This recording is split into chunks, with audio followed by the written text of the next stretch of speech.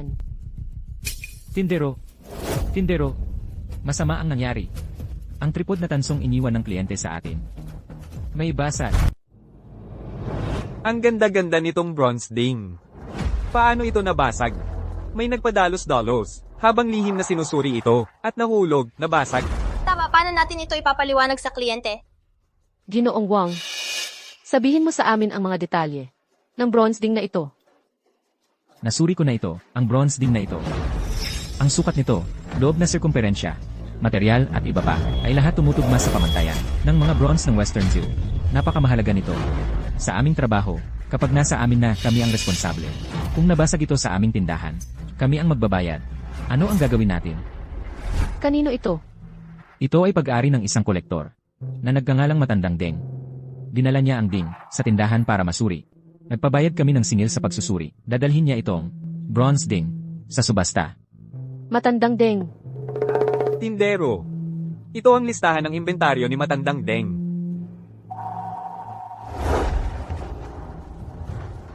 Siya nga. Tindero, kilala mo ba siya? Ang dalubhasa sa panday, si Deng na kamay demonyo. Si Deng Nanshan. Naging target na tayo. Tindero.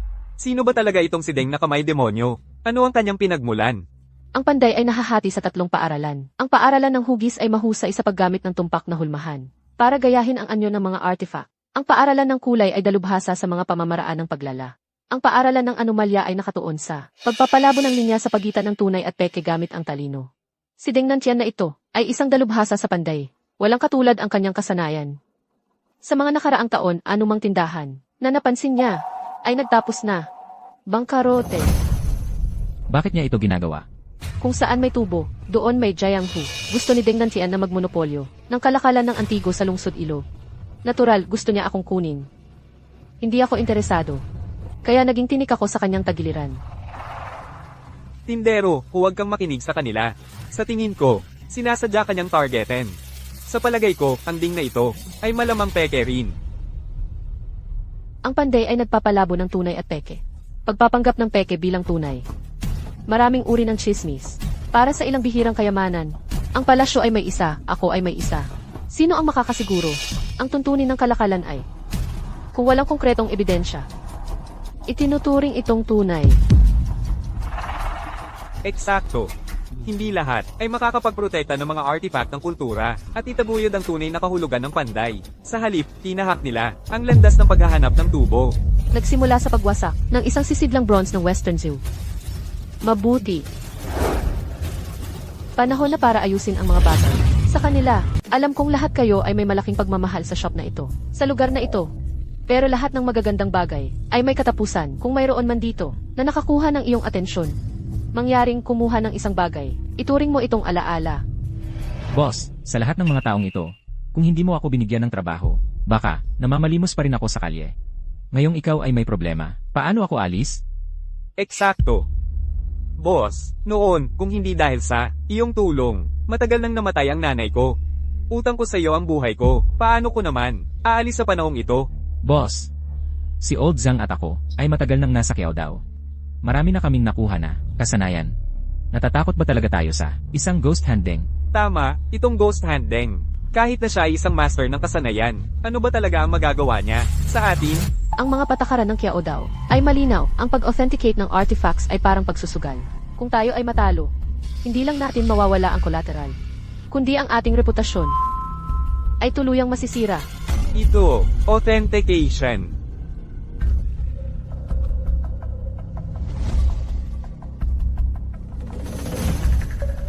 Porcelain na blue and white ng Yuan Dynasty, replica. Cloisonne porcelain ng Qing Dynasty, peke. Estatwa ng Buddha ng Han Dynasty, tunay na artikulo. Sayang, hindi gaanong mahalaga. Xiaonan, anong ginagawa mo? Si Yaonan, hindi ka naman nag-iisip na kumuha ng ilang antigo at tatakas kasama ang mga yon, di ba? Hayaan mong sabihin ko sa'yo, kung magagawa mo ng ganoon, ako ang unang hahadlang sa'yo. Huwag mong kakalimutan kung sino ang nagbigay sa'yo ng pagkakataong mabuhay. Kung hindi dahil kay Keoji, namatay ka na sana sa gutom sa kalsada. Bilisan mo, at umalis ka na. Hindi na namin kailangan ng dagdag na mga apprentice. Hindi mo ba nakikita, na abala kami? Umalis ka na dito, huwag kang makahadlang.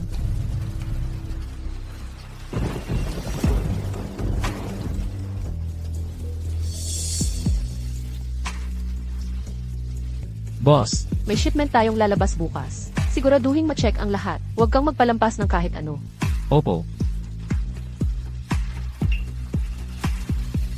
Boss, ito ay may alam daw sa Antigo. Naghahanap siya ng trabaho. Pero, ang mga tauhan natin dito ay puno na. Master Wang, ang katapatan ang pinakamahalaga. Isang pagkain lang naman ito. Nandito tayong lahat sa mundong ito, at lahat ay dumadaan sa mahirap na panahon. Dalhin mo siya sa kusina at bigyan ng makakain. Opo, boss. Salamat.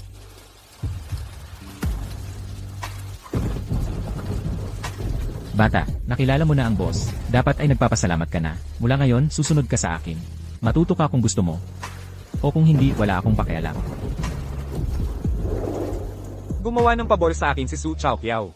Hindi ako manunood lang na magdusa siya. Ito ay...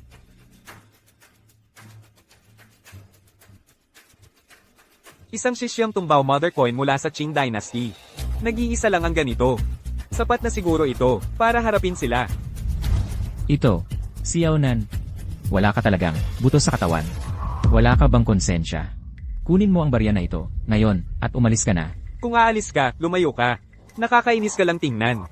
Lahat ay may kanikanyang landas. Hindi kailangang pilitin. Ano man ang piliin mo, baka hindi naman ito mali. Xiaonan, naniniwala ako na mabuting bata ka. Magkikita pa tayo. Boss, nandito na si Ghost Handeng.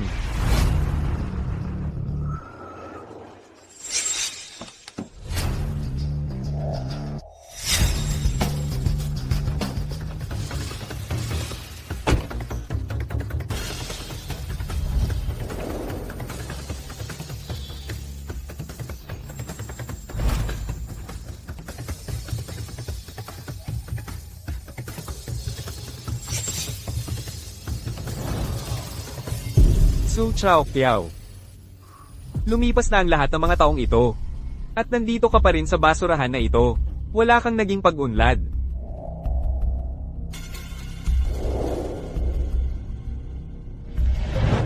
Tatay! Tatay! Tatay! Ang pagkamatay ng aking ama ay may kinalaman sa kanya. Kaya, walang pag-usapan, ha? Noong natalo sa akin ang iyong ama, noon, mas matapang pa siya kaysa sayo. Ano? Ngayon, wala ka nang ang lakas ng loob na makipaglaro ng ilang round sa akin. O itong tindahan mo, puro palabas lang, walang laman. Ngayon, hindi mo na nga kayang matatalo sa isang ding, di ba? Ghost Handeng, huwag kang magpanggap. Ang tansong kalderong ito ay nasa perpektong kondisyon, pero nabasag pagkalipas lang ng isang araw.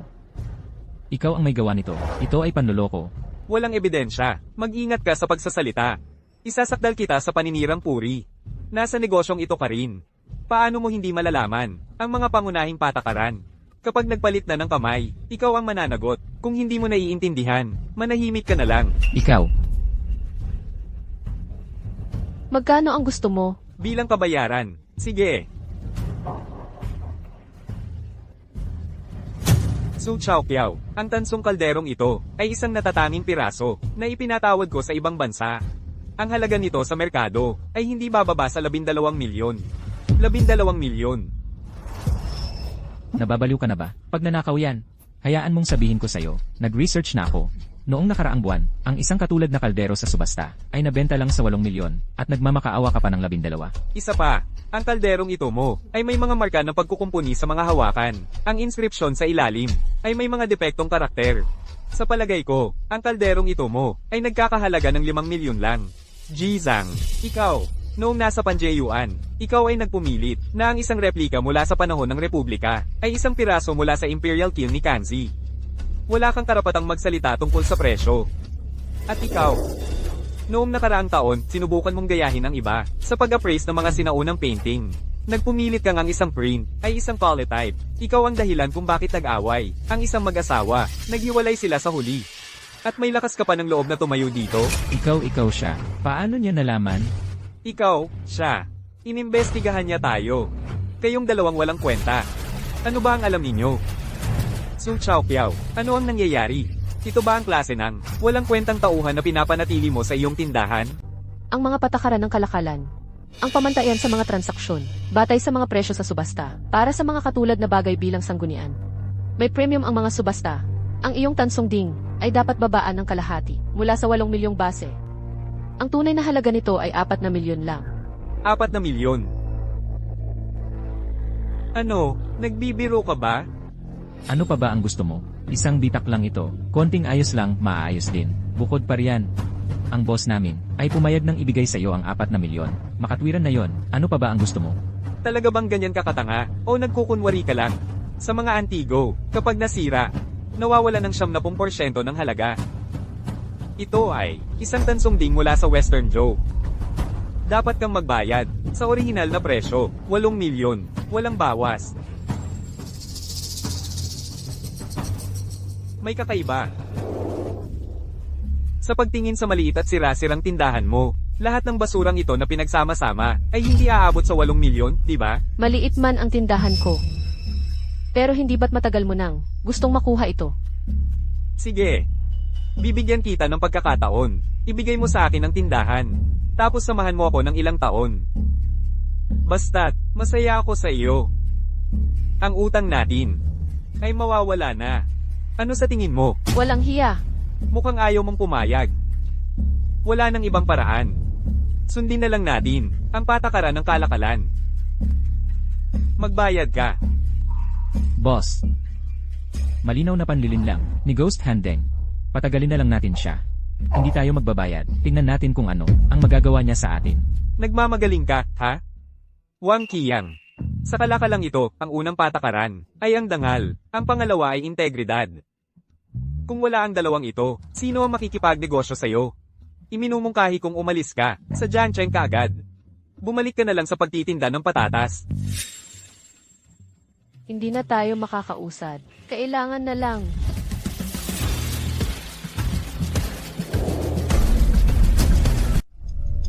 Si Yaonan. Nandito ka na naman, ano? Umalis ka na dyan, ngayon din. Sa ganitong kritikal na sandali, kung masisira mo ulit ito, ang may-ari ng tindahan, ay lalo pang malulugi. Xiaonan. Galit na ang may-ari ng tindahan. Isa ka lang tagapaghatid. Anong ginagawa mong nakikialam dito? Isa ka lang apprentice. Akala mo ba tagatasa ka na? Eksakto. Ang daming dalubhasa, ang samuri na nito. Paano pa ito magiging peke? Gusto mong magpasikat sa pinakamaling panahon. Nakakatawa ka. Xiaonan, alam kong gusto mong tiyakin kung tunay ito. Gusto mo akong tulungan. Pero ang bagay na ito ay wala na sa abot ng tulong mo. Tumabi ka. Isang hamak na apprentice. Gusto pang magyabang ng kanyang kakayahan. Akala mo ba makakalampas ka sa mga dalubhasa? Sige. Dahil ang lahat sa tindahang ito ay mga walang kwenta. Halika rito, apprentice. Magsalita ka kung may maibibigay kang dahilan. Babawasan ko ng 1 milyon ang presyo. Kung hindi mo kaya, huwag kang magalit kung gagulpihin kita ng husto. Si Yaonan. Tumabi ka na ngayon. Huwag kang manatili dito at magmukhang tanga. Titingnan ko ulit. Hindi. Bakit ayaw mong makinig, bata?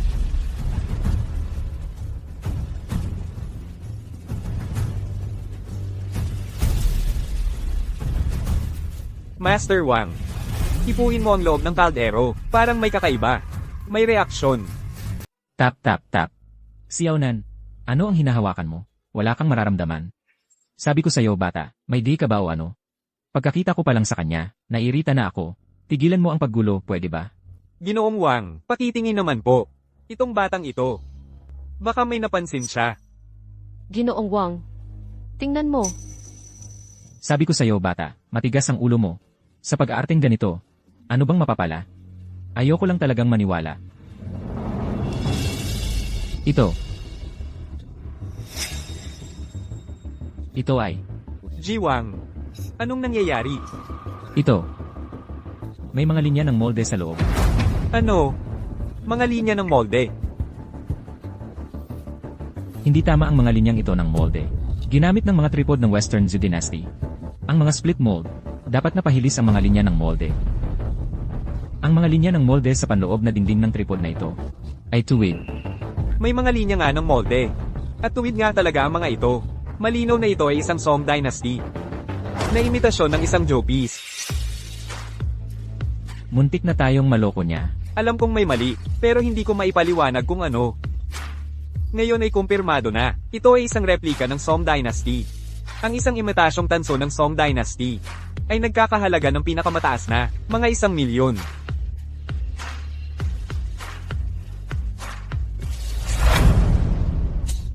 Si Aunan, nababaliw ka ba? Mahalaga pa rin ang mga replika ng Song Dynasty. Kung masira mo ito, mas malaki ang babayaran mo. Xiaonan, nagsisimula pa lang gumanda ang mga bagay. Ayaw mo, na maginhawa kami, di ba? Sadyang gumugulo dito. Xiaonan, tigil. Ang bagay na ito ay hindi para pakialaman mo. Ang pamamaraang ito ng pag-scrape ng kalawang, paano ito medyo katulad ng rust twisting technique? Ito ang semen, fluorescent rust technique. Paano niya ito nalaman? Si Aunan, sa tingin mo ba hindi ka sapat na abala? Nagkukunwari kang nag-aalis ng kalawang. Parang, isang eksperto. Titigil ka na ba sa paggulo? Alam kong gusto mong mag-stand out, gusto mong matuto ng totoong kakayahan. Pero kailangan mong malaman ang tamang oras at lugar. Ginoong Wang, Ginoong Zhang, anong klaseng kalawang ito? Hindi mo ito itinuro sa amin dati. Ikaw. Hindi ko kayo itinuro dahil hindi kayo nag-effort na matuto ng mag-isa. Makinig kayo. Malinaw na ito ay mali na. Ito lang ay ito. Wow, ito. Bakit kahit ako, hindi ko pa ito nakikitang kalawang dati? May mali. Ginoong Zhang. Tingnan mo. Ano bang pwedeng maging mali? Ito ay maaaring waterlogged na kalawang o soil-encrusted na kalawang. Sa pinakamasama, ito lang ay sariwang burial rust. Tingnan mo ng mabuti.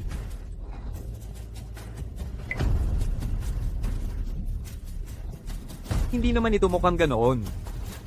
Paano naman hindi mukhang ganoon? Ito. Ano ang problema? Asul lilang kalawang. Naiintindihan ko na. Naiintindihan ko na ngayon. Ito ay hindi kalawang. Ito ay malinaw na electrolytic copper. Oo. Ang Song Dynasty replica ay gumamit ng lumang copper material. Pero ang ding mo ay gumamit ng modernong electrolytic copper. At ito rin ay hinaluan ng zinc. Kaya naman, nagbibigay ito ng asul lilang kinang sa ilalim ng ilaw. Kasalanan ko.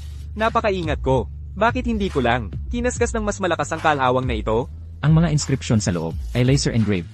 Kung hahawakan mo ng mabuti, sa loob ng mga ukit, ay parang may bakas ng metal shavings. Kaya. Fake ito. Boss Deng, ang modernong craft piece mo ay hindi lalampas sa $2,000, tama ba? Ikaw. Sino ka talaga? Isang apprentice na hindi pa nagsisimula. Isang baguhan pa lang na hindi pa nagsisimula ng maayos. Baguhan nga. Si Deng ang kamay kaluluwa. Huwag mo siyang hamakin dahil ang baguhan siya. Sinusubukan mong pahirapan siya. Si Xiaonan ay maaaring medyo padalos-dalos at masyadong sabik. Pero tiyak na hindi siya isang taong maaaring turuan ng isang dayuhan tulad mo.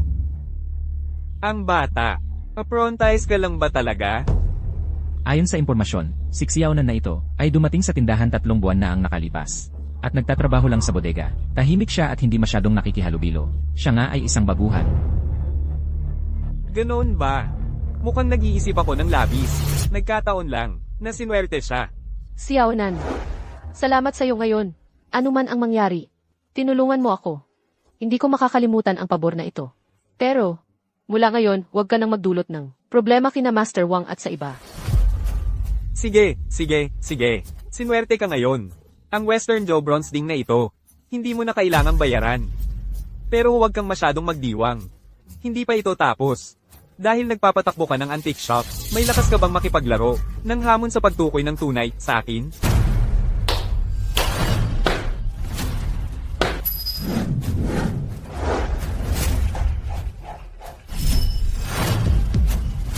Hamon sa pagtukoy ng tunay. Narito na rin. Lahat tayo ay nasa negosyo ng antigo. Alam mo dapat na ang mga silver dollar ay kabilang sa pangunahing koleksyon sa ating hanap buhay. Kung kaya mong Matukoy, ang pagiging tunay ng 4 na silver dollar na ito. Saka, hindi na ako makikialam sa inyo. Higit pa rito, babayaran kita ng 1 milyon. Baryang ganso, baryang barko, baryang agila, baryang kotse. Mukhang peke, mukhang tunay. Mukhang peke, mukhang tunay. Ngunit lahat ay dekalidad. Mahirap malaman kung alin ang tunay at peke. Ang 4 na paong ito ay may mga papel sa ilalim. Doon, nakasulat ang pagiging tunay ng mga baryang ito. Kung hindi mo, ito malutas. Baka nga, ang tindahang ito ay magiging akin. At kailangan mong umalis sa Jiangcheng. Ano? Nangangahas ka ba? O hindi? Ano? May lakas ka ba ng loob? O wala? Kukunin ang tindahan at palalayasin tayo sa Jiangcheng. Ito ay isang ganap na pagkawasak. Ghost Handeng, alam ko. Nakahukay ka na ng hukay. Naghihintay lang na tayo'y tumalon. Hindi kami tatalon. Anong gagawin mo tungkol dito? Wang! Nakalimutan mo na ba ang mga tuntunin ng tradisyong Qiaodao?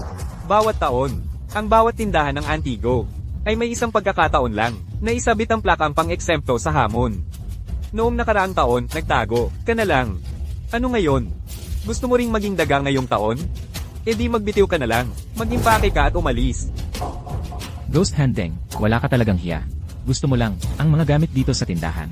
Ano kung gayon? Ano naman? Hindi naman labag sa batas, di ba? Shopkeeper. Sa tingin ko, palayasin na natin siya. Hindi tayo sasali sa larong ito niya. Hindi pwedeng sirain ang mga tuntunin ng Qiaodao. Kung hindi tayo maglakas loob na tanggapin ang hamong pagpapatunay na ito, talagang hindi na tayo makakatayo sa industriyang ito.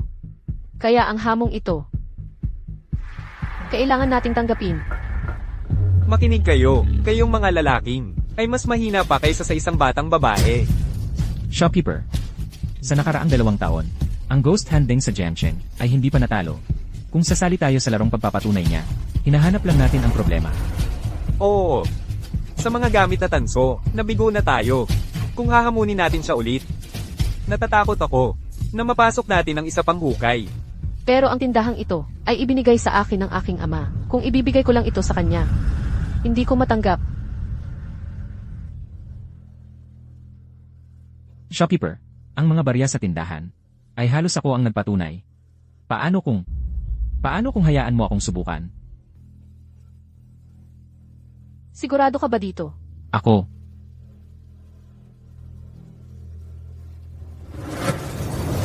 Ang laki-laki ng tindahang ito. At walang ni isang tao ang may lakas ng loob na tumindig at magpatunay. Bukod sa walang bayag ang shopkeeper, kayo ba ay wala ring bayag? Tama, kayong mga lalaki ay sumusunod sa isang babae. Ang anumang bayag na mayroon kayo ay magiging lumukot. Shopkeeper, paano kung ako ang sumubok? Boss, paano kung hayaan mo akong subukan? Xiaonan, anong balak mo ngayon? Swerte mo lang kanina. Nakita mo ang depekto sa bronze tripod. Hindi ka pwedeng umasa sa swerte magpakailanman. Ano ba tingin mo sa amin? Apprentice ka lang. Kung ikaw ang mag-a-appraise, mapapahiya tayo sa kanila. Ginoong Wang, Ginoong Zhang. Medyo kumpiyansa ako. Hala, ano ba? Nitong nakaraang 3 buwan, wala akong nakitang tunay na kasanayan na natutunan mo. Tapos may lakas ka pa ng loob sabihin, kumpiyansa ka, tigilan mo na yan. Xiaonan, hindi naman sa hinahadlangan ka namin ni Tito Wang. Hindi ka pa talaga handa. Alam kong gusto mong patunayan ang sarili mo, pero hindi ngayon. Ang inday dito. Boss, naayos na ba ang King Dynasty candlestick ko? Naayos na. Sandali lang. Ang suot at ugali ng matandang ito ay parang may dating ng isang maestro. Boss.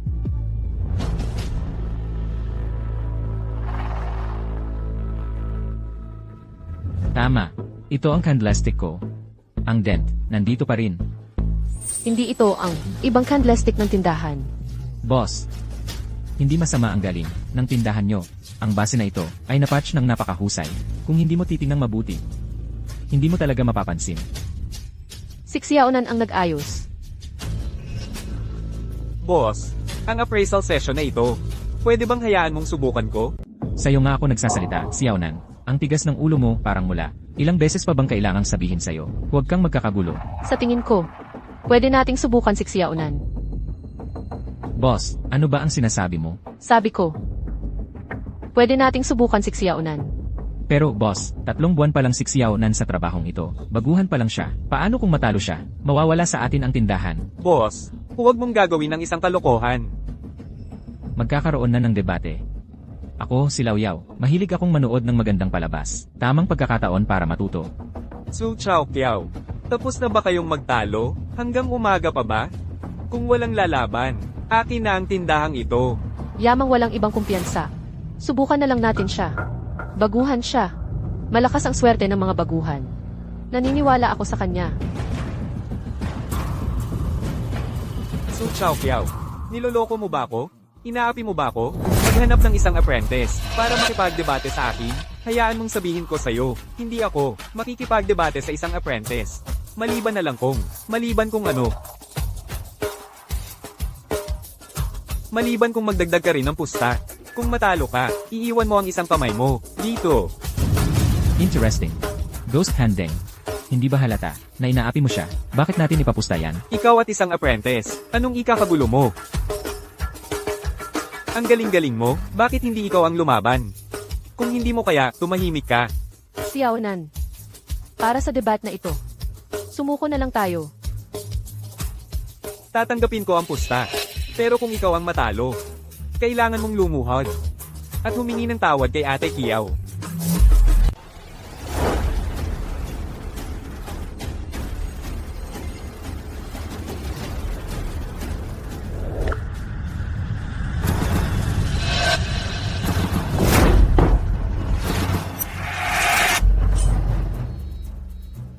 Tingnan mo. Suriin ang kulay at patina ng pilak. Ang patina. Siyasatin ng mga gilid at ngipin. Kilalanin ng uri. At estilo.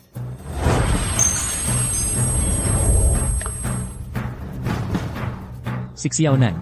Hindi siya natututo ng mga magagandang bagay. Nakatuon lang sa mga nakakabulag na trick na ito.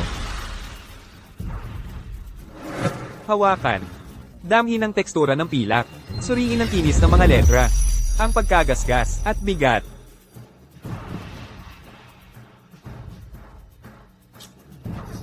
Gamit ang palad ng iyong kamay, gaano naman kasi sensitibo ang iyong mga daliri, at sa pamamagitan ng guwantes pa. Ngayon, Xiaonan, sobra na talaga ang pagpapahalaga niya sa sarili. Pakinggan. Kilalanin kung ito ay lumang pilak. Suriin kung may mga butas at bitak.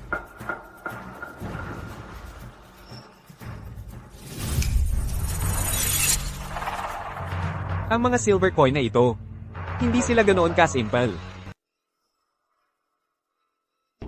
Mukhang tunay ang patina. Malinaw ang reading. Ang mga silver coin na ito ay sadyang ginawa para magmukhang tunay at peke. Tingnan natin kung paano mo sila pagtatangiin. Itong si Xiaonan ay ginagawa itong pakitang gilas. Ano bang ginagawa niya? Nahihilo na ako. Sa tingin ko, itong si Xiaonan, mahilig lang talagang magpasikat. Puro walang kwentang palabas lang ang ginagawa niya. At hindi pa niya hinahayaan sina Ginoong Zhang at Ginoong Wang na tumulong. Apprentice lang siya. Sino ba siya para mag-asta ng ganyan? Nakakahiya talaga. Tumahimik kayo. Ako at si Ginoong Zhang ay sinusubukan ding umintindi.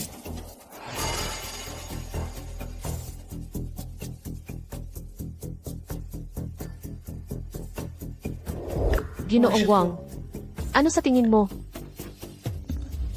Boss, ang 4 na coin na ito ay pawang magaspang ang pagkakagawa, pero walang mali sa mga detalye.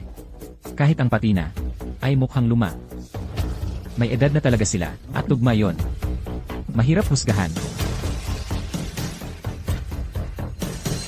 Anak, kung hindi mo kaya, okay lang. Basta huwag mong masira ang ganso coin na ito. Masira ito. Malaki ang halaga nito. Katumbas ito ng isang bahay. At itong isa. Itong Chuanyang coin na walang ibon. Mukhang walang halaga. May mga gasgas ito. Parang mga palatandaan ng artipisyal na pagluma. Sa totoo lang. Peke ito. Oh, hindi. Hindi malaman ni Xiaonan kung alin ang tunay. Nagsisimula na siyang magpaligoy-ligoy. Sabi ko na nga ba, huwag niyo nang hayaang si Xiaonan ang gumawa. Tingnan mo talagang. Anak, tigilan mo na ang pag-aatubili. Please. Anak. Ano na nangyari sa lahat ng tiwala mo, na meron ka kanina? O baka naman, talagang, swerte lang ang dahilan? Binata, hindi ka pa ganoon kagaling. Hindi mo pa nga kayang pumili sa 4 na opsyon. Dapat bumalik ka na lang, at magpatuloy bilang isang apprentice. Naubos na ang swerte ng batang ito. Pagdating sa mahalagang sandali, nag-aatubili siya. Ang sakit sa ulo. Ay nako, masyadong padalos-dalos itong si Xiaonan. Nahayag na siya ngayon. Hindi niya masosolusyonan ang problema. Ang pagkilala sa katotohanan ay isa ring labanan sa isipan. Sinasadya ni Deng na may kamay ng multo na gamitin ang mga salitang nanghihimasok para guluhin ang aking paghuhusga. Kapag ang isang debater ay nawala ng paniniwalang dapat siyang manalo kahit gaano pa siya kagaling, magkakamali siya ng pipiliin. Si Xiaonan dating, apprentice lang siya. Hindi siya gaanong may karanasan, kaya mahirap na para sa kanya ang pumili. Ngayon, naapektuhan na siya ng mga salita ni Deng na may kamay ng multo. Tapos na siya. Sige, Guru Wang, tigilan mo na ang mga pang-uuyam. Kung may napansin ka, tulungan mo si Xiaonan na pumili. Hindi ako pwedeng pumunta roon at hawakan ang mga yon. May napansin lang ako, na kaunti, pero hindi rin madali para sa akin ang pumili. Xiaonan, hindi ako takot matalo. Pumili ka ng may tiwala.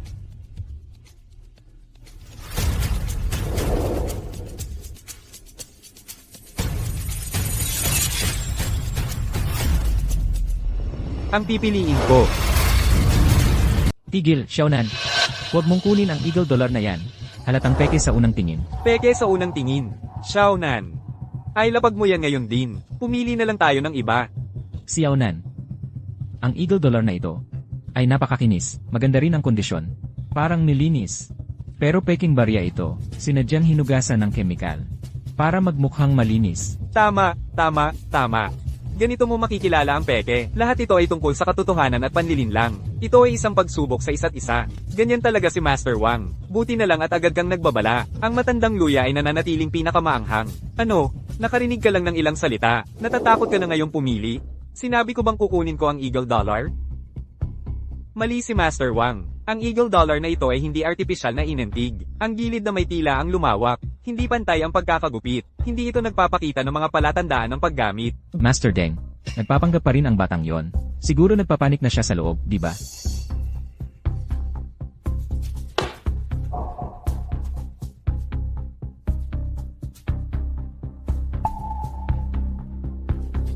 Xiaonan, kailangan mong makinig sa akin. Huwag mo ring kunin ang junk dollar na ito. Peke rin ito sa unang tingin. Walang ibon dito. At para sa taong 1,934, hindi ito tugma. Master Wang, basta, tulungan mo na lang si Xiaonan. Pumili, hindi ba? Ang automobile dollar o ang gansu dollar. Pumili ka ng isa sa dalawa.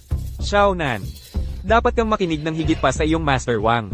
Ay lapag mo ang junk dollar na yan. Tindero, kausapin mo siya ng maayos. Master Wang, Master Zhang. Naniniwala pa rin ako kay Xiaonan. Ang kulit mo. Mukhang, ikaw ay nananatiling. Hindi pa ganap. Natatakot ka pa rin pumili. Gusto mo pang magbago ng isip. Sinabi ko bang, kukunin ko ang junk dollar na ito? Nagkakamali si Master Wang. Ang 1934 junk dollar na walang ibon ay hindi gaanong bihira. Ang problema lang sa junk dollar na ito ay mali ang timbang.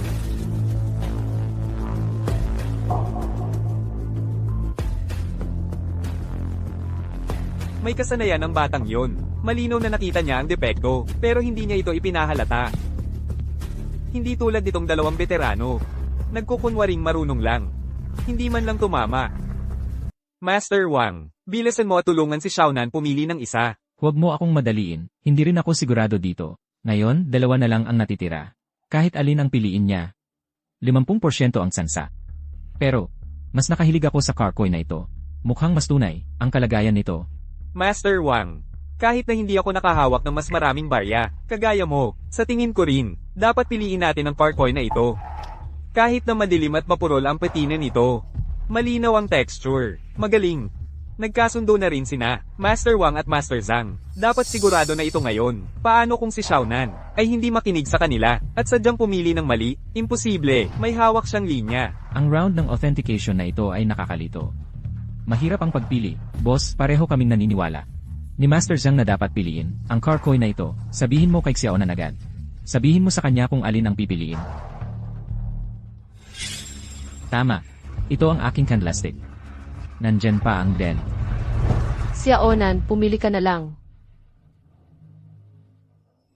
Teka, boss, paano mo? Kalimutan mo na. Hayaan na lang ang kapalaran. Pumili ka ng isa. Bilisan mo at pumili. Natatakot ka, di ba? Kaya nga sinasadya mong pinapatagal. Paano mo gusto akong pumili? Pumili ka lang ng isa. Ang 4 na silver coin na ito, kahit paano ka pumili, hindi mo mapipili ang tunay. Dahil, peke ang lahat. Ang round ng authentication na ito ay patay na dulo. Walang panalo na sitwasyon.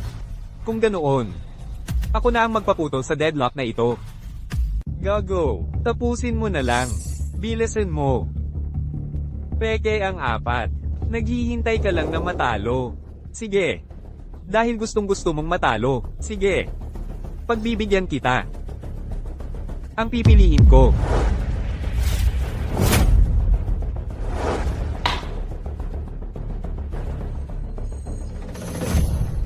Xiaonan, paano mo? Naalis ang car coin? Kahit wala kang pakialam sa shop, isipin mo ang kamay mo. Xiaonan, ang padalos-dalos mong desisyong ito ay magdudulot ng malaking kapahamakan. Ang lakas ng loob mo, Xiaonan.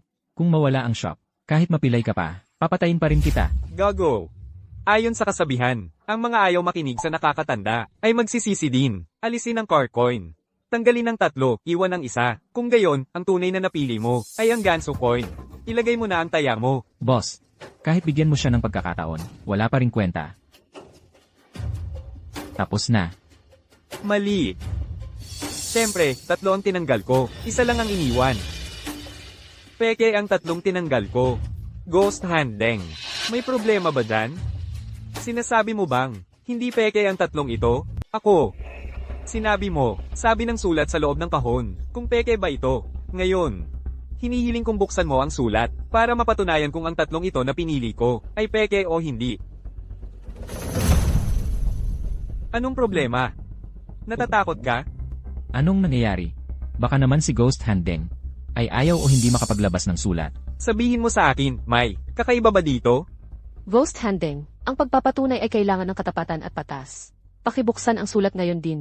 Sige, ilalabas ko. Anong nagmamadali?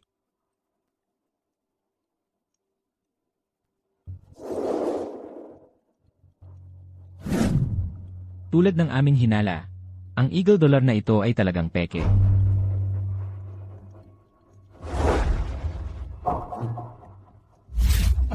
Ito, tugma rin sa aking hinala.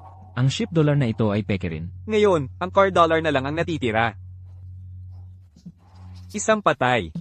Gago. Bibigyan kita ng isang pagkakataon. Ang 4 papel na ito, hindi ko bubuksan.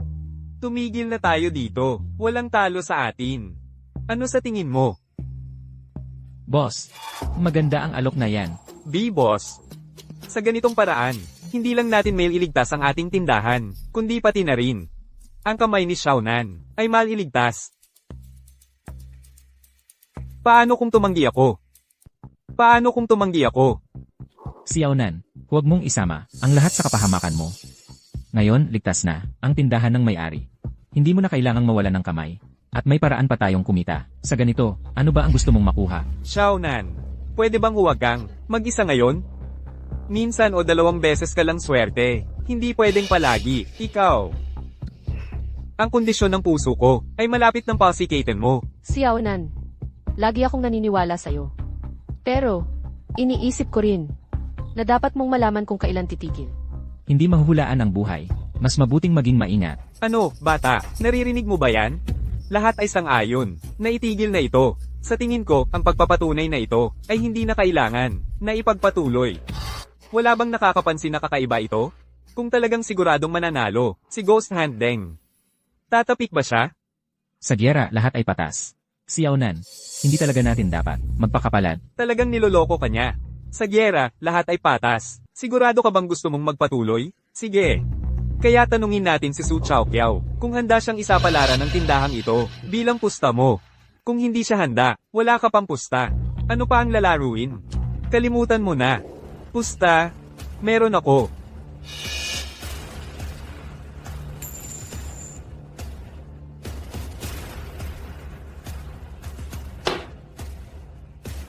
Hindi ba ito ang barya na meron siksyaw kanina? Ang baryang ito ay hindi nagkakahalaga ng ilang piso. Ano ang silbi nito? Xiaonan, nababaliw ka na ba?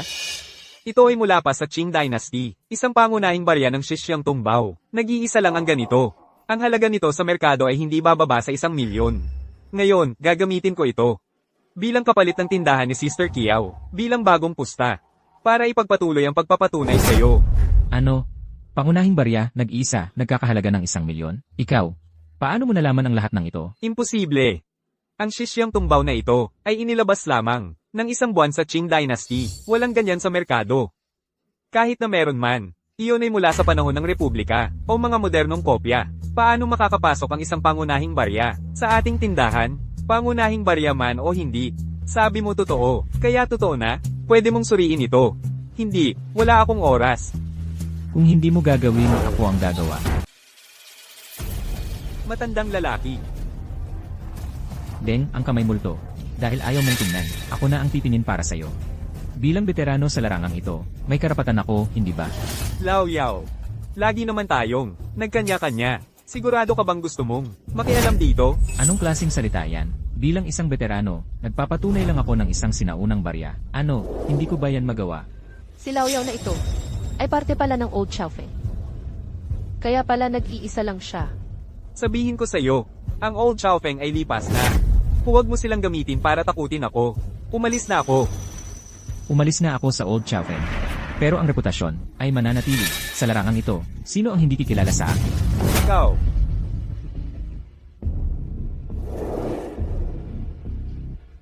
Matibay. Matalas ang mga guhit parang kutsilyo. Tunay ito.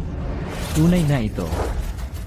Hindi ko inakala na ako, si Laoyaw, ay mabubuhay para makakita ng isang tunay, isang barya ng Kiksang Tungbao. Tunay ito. Ano, tunay nga ito. Paano ito nangyari?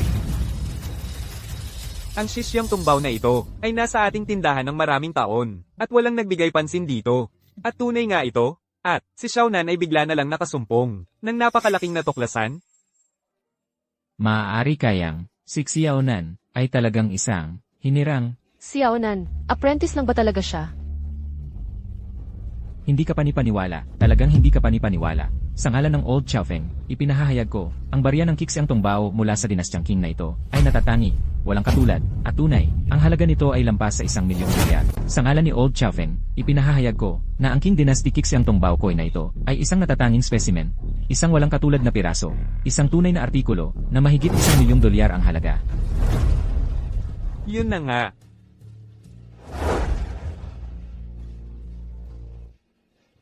Gui Shoudeng, ang mga patakaran ng hamon sa pagiging tunay, ay nagsasabing, maaari kang maghalili ng katumbas na pusta. Ngayon, ginagamit ko ang Xishiang Tungbao na ito para palitan ang tindahan ni Chaoji at ipagpatuloy ang hamon sa iyo. Buksan mo ang ikatlong sobra. Anong problema? Natatakot kang buksan? Kung hindi mo ito bubuksan, matatalo ka. At may utang ka sa akin na 1,000,000. Gago ka. Sinasadya mo ba ito? Naninindigan lang ako na makita ang katotohanan ng hamong ito. Gishudeng, paulit-ulit kang umiiwas. Sa tingin ko, siguradong matatalo ka. Ipinagpapatuloy ang hamong ito, pero si Gishudeng ay hindi pangkaraniwang tumatangging buksan ito. May kakaiba sigurong nangyayari. Itong si Xiaonan ay naghain ng sarili niyang pusta. Siguro ay hawak niya ang lahat ng baraha. Gago ka. Ito na ang huling sasabihin ko. Tapusin na natin dito ang hamon. Pwede pa tayong magnegosyo sa hinaharap. Baka maging magkaibigan pa tayo. Pero kung ipipilit mo, nabuksan ito, magdudusa ka. Ang impluensya ni Master Deng ay sumasaklaw sa buong River City. Pag-isipan mong mabuti. Anak, totoo ba ang sinasabi nila? Natatakot ka ba? Hindi. Gui Shoudeng. Naninindigan akong ipagpatuloy ang hamon. Pakibuksan ng ikatlong sobra. Sigurado ka ba? Oo. Sige.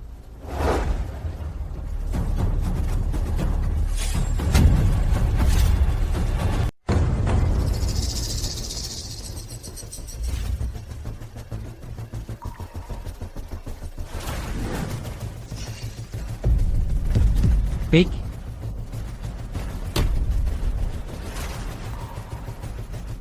Gago ka. Magaling ka pala. Peke ang tatlong ito. Natalo ako.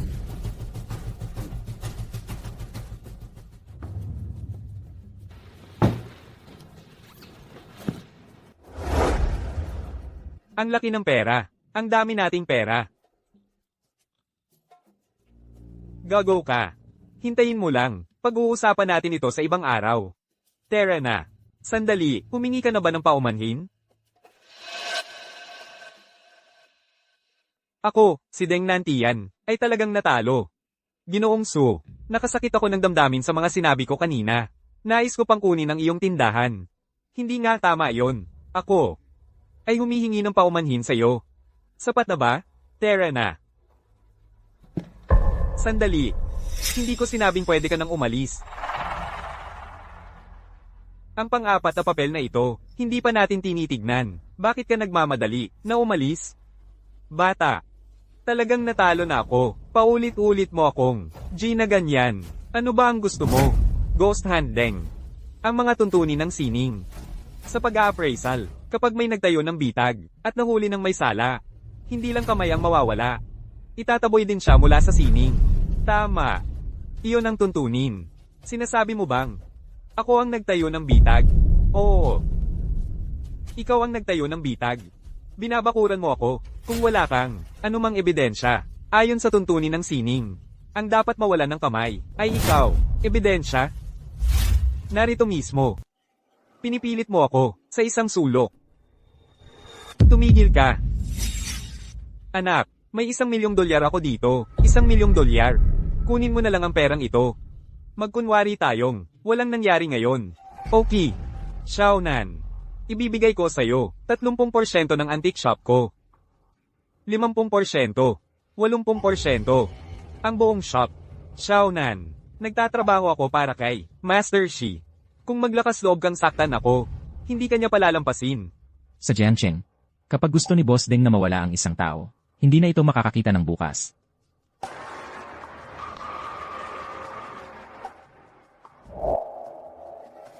Ang hustisya sa puso ko ang nagsasabi sa akin na hindi ko kailanman papayagan ang sino man na gamitin ng sining ng panloloko para gumawa ng masasamang gawain at kumita ng malaki. Fake? Ang apat na barya na ito, peke lahat ito. Itong si Tricky Deng, mula pa sa simula, patibong na ito para mamatay. Buti na lang nalaman ni Xiaonan ang lahat. Kung hindi, patay na sana tayo nang hindi alam kung bakit. Kadiri talaga ang lalaking yon, kaya pala hindi siya natalo. Sa lahat ng mga taon, cancer siya sa sining ng panloloko. Noong matalo ang tatay ko sa'yo noon. Panloloko mo, rin ba iyon? Hindi. Hindi ko ginawa. Tumatakbo, bumalik ka dito. Para sa isang manloloko, isang sirang kamay. Huwag. Xiaonan. Maawa ka, huwag mong saksakin ang kamay ko. Pakiusap, huwag mong saksakin ang kamay ko. Xiaonan. Dahil pareho tayong nag-aaral ng sining. Patawarin mo ako ngayon. Ngayon lang. Ibibigay ko sa'yo lahat ng aking ari-arian. Lahat ng aking koleksyon. Ibabalik ko lahat. Okay, maawa ka. Ginoong Feng. Ang salita ninyo, ang batas sa hanap buhay na ito. Ang sining ay pinahahalagahan ng parehong tuntunin. At katwiran, si Yauna ay ibabalik ang ninakaw na pera. Aalis sa Jiangcheng at palalayasin magpakailanman sa sining. Ano ang masasabi niyo?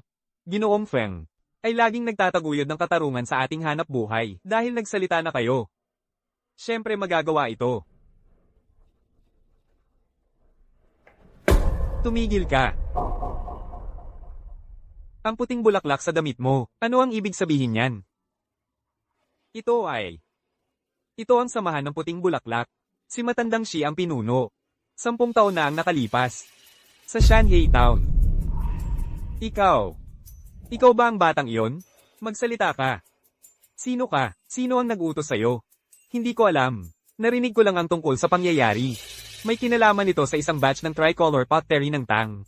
Oh, tama. Si Matandang Shi. Siya. Alam niya ang totoo. Ang Xiaonan na ito ay may koneksyon ka talaga. Saan ko mahahanap? Si Matandang Shi? Ang lalaking iyon ay parang multo biglang lumilitaw at nawawala. Ako, hindi ko talaga alam. Si Yaonan. May narinig din ako ng kaunti tungkol sa bagay na ito. Wala talaga itong kinalaman kay Ghost Handeng. Kung gusto mong malaman ang higit pa tungkol kay Matandang Shi, May lakas ka ba ng loob na sumama sa akin sa isang lugar? Anong lugar? Kanluran ng lungsod, ang sirang tinteruhan. Isang espesyal na debate sa pagtatasa ng tunay na halaga ang gaganapin doon. Karamihan sa mga dadalo ay malamang na mula sa samahan ng puting bulaklak.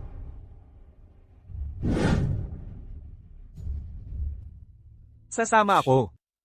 Xiao Nan, napanalunan mo ang milyong ito. Sa'yo na yan.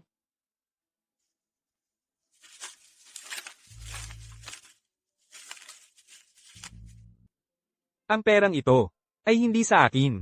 Kung may kukunin man ako, ang 1,000 pisong ito na lang ang kukunin ko. Ang bayad sa pagpapahalaga ng barya ng Xiangqi Tungbao. At ang master coin na ito ay sa tindahan naman talaga. Dapat dito lang ito. Ang milyong ito, tinanggihan mo lang, ganun lang? Iba ka talaga, tol. Ang master coin na ito ay technically pwedeng ituring na regalo ng tindahan sa'yo. At yan ay ayaw mo rin? Ang perang ito, hindi malinis ang pinanggalingan. Pero pwedeng gamitin para sa mga lehitimong layunin. Boss Su, mabait ka at maganda, at mapagkakatiwalaan. Bakit hindi na lang natin i-donate ang lahat ng ito sa Children's Welfare Home? Mabuting gawa yan.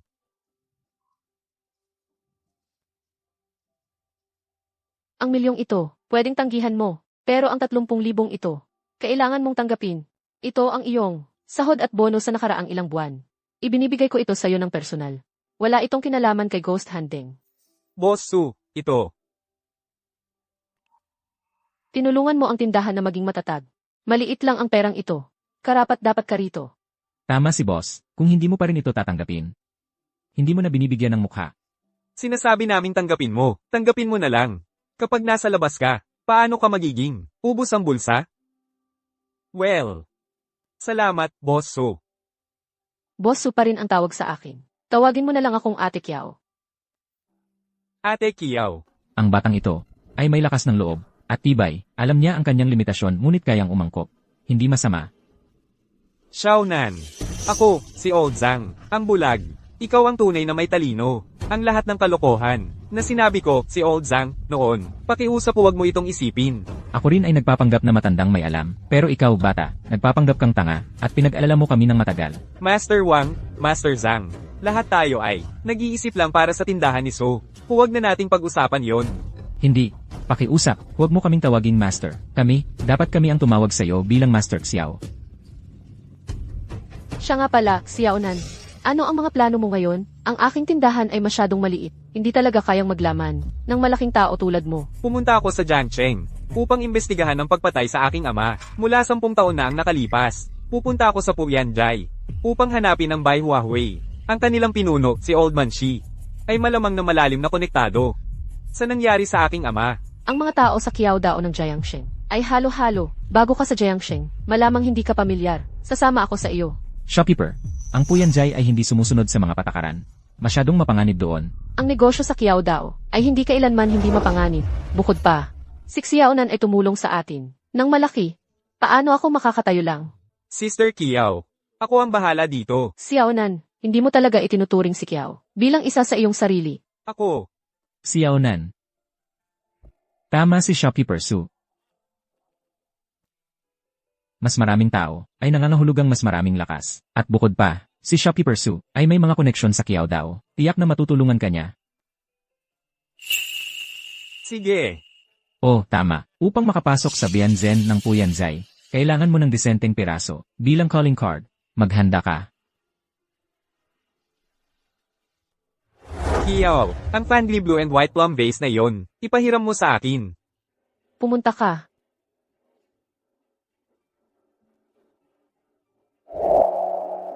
Ang blue and white porcelain vase na ito ay isang bihirang piraso, official design, folk kiln. Tiyak na may halaga ito at kwalipikado ito. Kunin mo. Sige, ngayon ay ang buwan ng Qiaobian Gathering ng Puyanzai. Kung mahuli tayo, sasara ang pinto. Xiao Nan. Kilalang kilala ang Puyanzai sa mundo ng antigo. Pero hindi ganoon kasimple ang tingin natin. Xiao Ji, ano pa ang alam mo? Sinabi minsan ng tatay ko na bawat obra maestra mula sa Puyanzai ay hindi kayang tumayo sa masusing pagsusuri. May mga nakatagong depekto ang mga ito. O kaya, ay napagawa na ang mga ito. Pero sa tuwing may susubok, na ituro iyon. Sa huli, ganap silang natalo. Sa proseso ng pagpapatunay. Ano ang nangyari sa mga natalo? Ano ang kinahinatnan nila? Nag-quit sila sa mundo ng Antigo. O kaya naman, ganap na nawala. Dahil sa likod ng Poyanzay ay ang Baihua Society. 20 taon na ang nakalipas. May pangalan ako sa mga antique circles ng kabisera. Pero, nahulog pa rin ako sa mga kamay ni Old Shy. Ang mga linya ng drapery dito ay gumagamit ng iron wire technique. Hindi kailanman nagpinta ng ganito si Huang Gangwang. Peke ito. Impossible. Talagang imposible. Ang nakikita ang pinaniniwalaan. Tinatakasan mo ba ito? Ako, Old Yao. Natalo ka. Simula ngayon. Kailangan mong tuluyang umatras sa mundo ng Antigo ng kabisera. hindi ito totoo. Maraming taon ang lumipas. Nakita kong muli ang painting na yon. Saka ko lang na-realize na si Old Shy ay gumamit ng sobrang pinong inkline para baguhin ang drapery. Imposibleng makita ng mata lamang. Ganito lang. Binili niya sa akin ang painting sa presyo ng peke at saka ibinenta ulit sa mataas na presyo sa isang mayamang negosyante. Kaya, ang skill ni Old Shi ay umabot sa antas ng ganap na mastery. Ang tunay na nakakatakot kay Old Shy ay hindi ang kanyang skill, ang kanyang kakayahang baluktutin ang katotohanan, gawing totoo ang peke at basahin ang mga tao. Ang Old Xiaofeng, wala bang nagpipigil sa kanya? Pipigilan siya. Alam mo ba, siya mismo ang dating Old Xiaofeng. Siya ang kupal. Sa loob ng antique circle ni Lao Xiaofeng, hindi niya napigilan ang tukso ng tubo. Hindi lang niya niyurakan ang mga patakaran ng trade. Siya rin ang nagtatag ng Baihua Society na nagbebenta ng legal at illegal na kalakal. Ang appraisal registry ni Lao Xiaofeng ay nasa kanyang poder. Ang nakasulat sa title page ay, "Eliminate the false, preserve the true." Pero pinilit niyang baguhin ang 4 na salitang iyon para maging, "The real is the fake." Naalala ko mahigit 20 taon na ang nakalipas. Sa Liulichang Market sa kapital, may isang kolektor na nagdala ng tunay na obra ni Emperor Hizong ng Song Dynasty, ang Ye Auspicious Cranes painting sa kanyang pintuan. Dahil lang tumanggi siya, naibenta ito ng mura sa Baihua Society, idiniklara ni Xia Ilaudi ito bilang imitasyon mula sa Qing Dynasty. Talagang hindi siya sumusunod sa patakaran. Ayaw tanggapin ng kolektor. Nagdala siya ng appraiser para kaharapin ito. Pero si Xia Ilaudi ay nakahanap ng ebidensya na napaupo sa kanya ng walang init. Yun pala, may pinapasok siyang tao ng kalahating pahina ng pahayagan mula sa Republican era sa loob ng rod ng scroll. Ang paper pulp ay lumusot na sa scroll. Lumang paper pulp. Grabe naman ang kalasuhan. Sa huli, nagbaliw ang kolektor. Sasabihin niya sa sinumang makinig na pinalitan ni Xia Ilaudi ang tunay na painting. Pero sino ang maniniwala sa kanya? Ginawang peke ang tunay. Ginawang baliw. Ang nagsasabi ng totoo. Doon talaga nakakamangha. Si Shi Laoday. Ang mga pamamaraan ni Sheila Odi para makuha ang gusto niya ay nagpapahinala rin sa akin na lahat ng mga tinatawag na appraisal experts sa Poyanzai ay mga tau-tauhan ng Baihua Society. Kaya sa biyaheng ito sa Poyanzai, kailangan nating handa sa parehong resulta.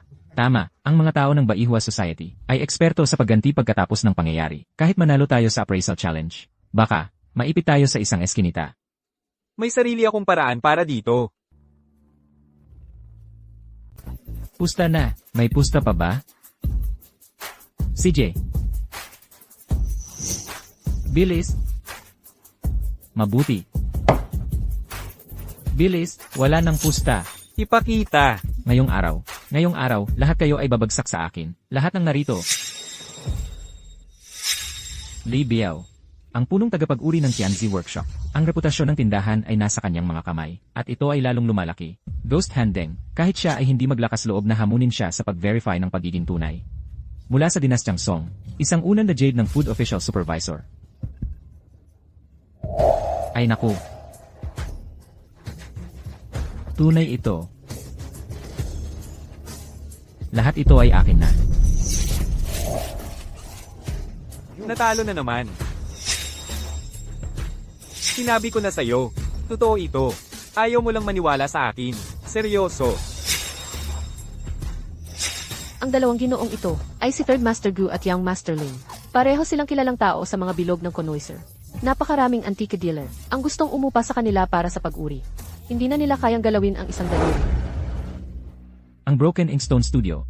Ito ang lugar para sa pag-verify ng pagiging tunay sa mundo ng connoisseur. Ang lugar na ito ay magkakahalo-halo sa simula pa lang. Basta't may hawak kang antike, lahat ay gustong subukan ang kanilang swerte. Tungkol naman sa sining ng pag-uri, ito ay nauwi sa tunay at peke. Siyempre, may mas mahirap pa, ang pagkilala sa mga obra maestra. Replika, may depektong piraso, ang pagtukoy sa panahon, ang estilo, ang horno. Kaya ito ba ang White Flower Societies? Undercover agent na itinanim sa eksena?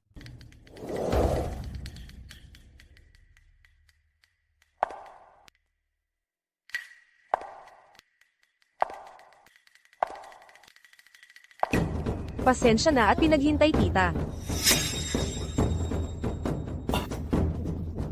Si Liu Yaoyao ito. Si Liu Yaoyao nga talaga ito. Isang dalubhasa mula sa School of Se. Sumali na rin siya sa Puyanjay. Ang Puyanjay na ito, napakaraming dalubhasa ang naipon. Talagang lumalakas ng lumalakas. Ang paligsahan sa pagtatasan ng Puyanjay ngayong araw ay gagamitin ang larawang ito ng artist ng Yuan Dynasty, na si Anan. A Thousand Li of Rivers and Mountains, bilang paksa, pareho pa rin ang mga patakaran. Una, tukuyin ang pagiging tunay.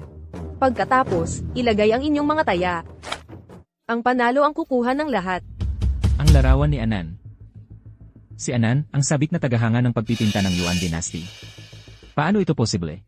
3 lang ang natitirang gawa niya. Ang pinakabagong obra maestra ay 30 taon na ang nakalilipas sa isang subasta sa London. Paano ito nasa Puyanjay? Ang tatak na fangnan na ito, ang paglalagay ng tatak, ay eksaktong katulad ng kanyang Fishing Alone on the Autumn River. Magkamukha sila. Malalim at mayaman ang tinta. Ito ang espesyal na ginawang Pine Suit Ink mula sa Yuan Dynasty. Hindi lang ang tatak. Tingnan mo, bilis, ang pamamaraan ng pagbibigay texture sa bundok at ilog na ito. Ito ang natatanging broken belt texture ni Anan. Kasama ang epektong flying white. Isang ordinaryong peke ay hindi kailanman makakagaya nito. Ang ganitong lakas. 30 taon na ako sa larangan ng kaligrafiya at pagpipinta. Hindi pa ako nakakita ng ganito kaganap na tunay na gawa ni Anan. Ang Puyanjay na ito, upang makakuha ng ganitong kayamanan, ang Baihua Society sa likod nito, ay talagang may hindi kapanipaniwalang paraan.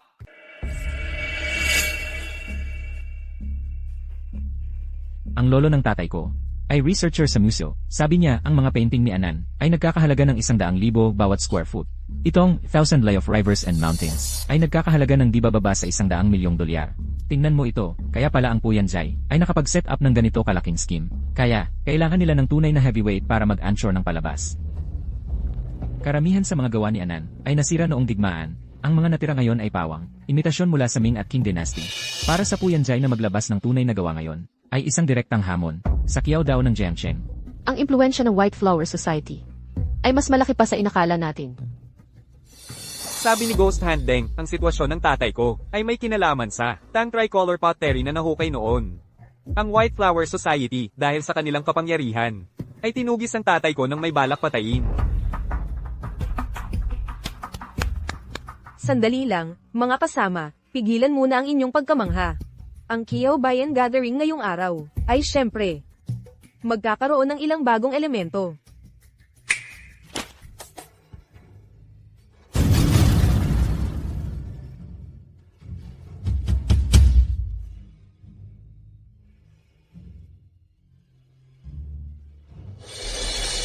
Tatlong painting. Ito. Paano ito nangyari?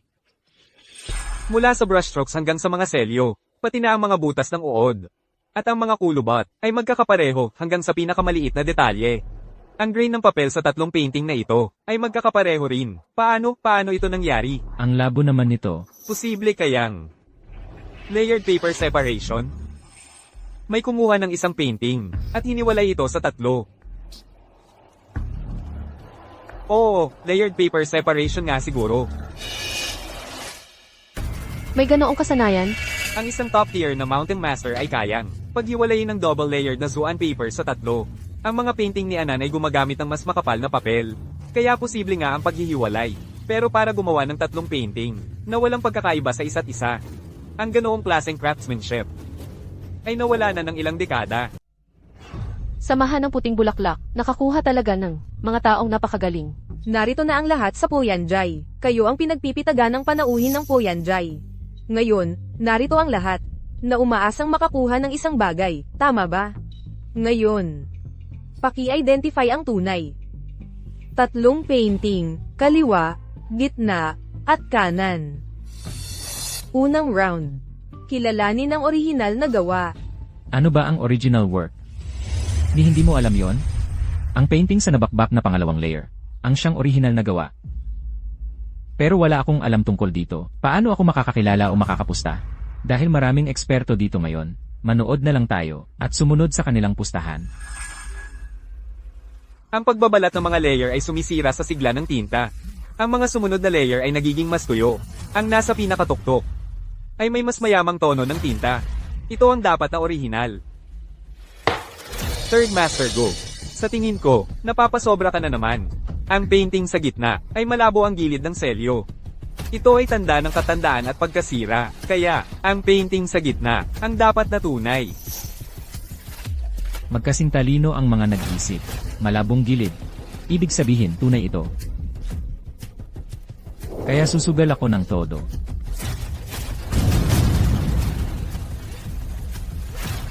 Dahil pinipili ninyong lahat ang nasa gitna, pipiliin ko rin ang nasa gitna. Ang mga tuntunin ng Kiyaw daw. Hindi na mababago ang pastahan kapag nailagay na. Third Master Go. Paano kung maglagay ka ng isa pang pusta? Hindi pa huli ang lahat. Lalabas na ako. Si Lei Biao ay mula sa Tianzi Pavilion. Siya ang kanilang punong appraiser at isang otoridad sa mundo ng sining. Ang pagsunod sa kanyang pusta ay siguradong tamang hakbang. Tungkol naman sa reputasyon ni Young Master Ling, sino ang hindi nakarinig nito? Noong nakaraang taon, nakilala pa niya ang isang peking gawa ni Bada Shenren. Ang pakikinig sa kanya ay siguradong panalo. Tama, dalawang master ng Kiao Dao ay sumasang-ayon dito. Sundan ang kanilang mga pusta at siguradong kikita ka.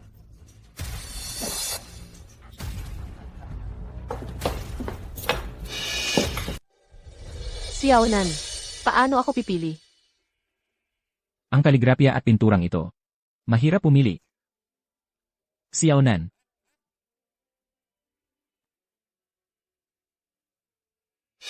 Sino tong batang to? Ang lakas ng loob magmura. Naglakas loob kang hamunin sina Lei Biao at Young Master Ling. Napakabata mo, at napakapusok mo. Gago ka.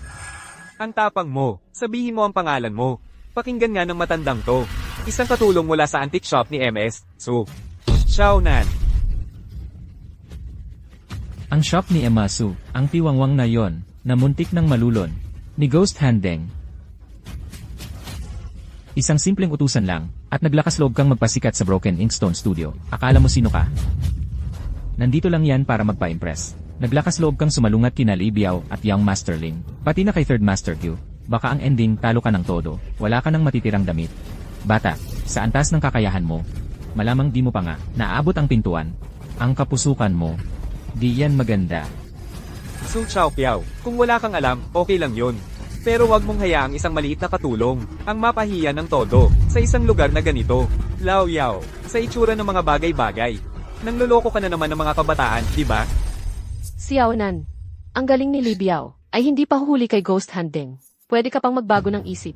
Eksakto, itong pangatlong kaligrapya, masyadong maputla ang tinta, parang hindi orihinal. Pero itong una, ay may pag-asa. Kahit gaano kapatla, yan pa rin ang orihinal. Sabi ng Bodhisattva, darating ang kapalaran, aalis ang kapalaran. Siyasatin ang mga galaw ni Xiaonan, sa Jiangcheng.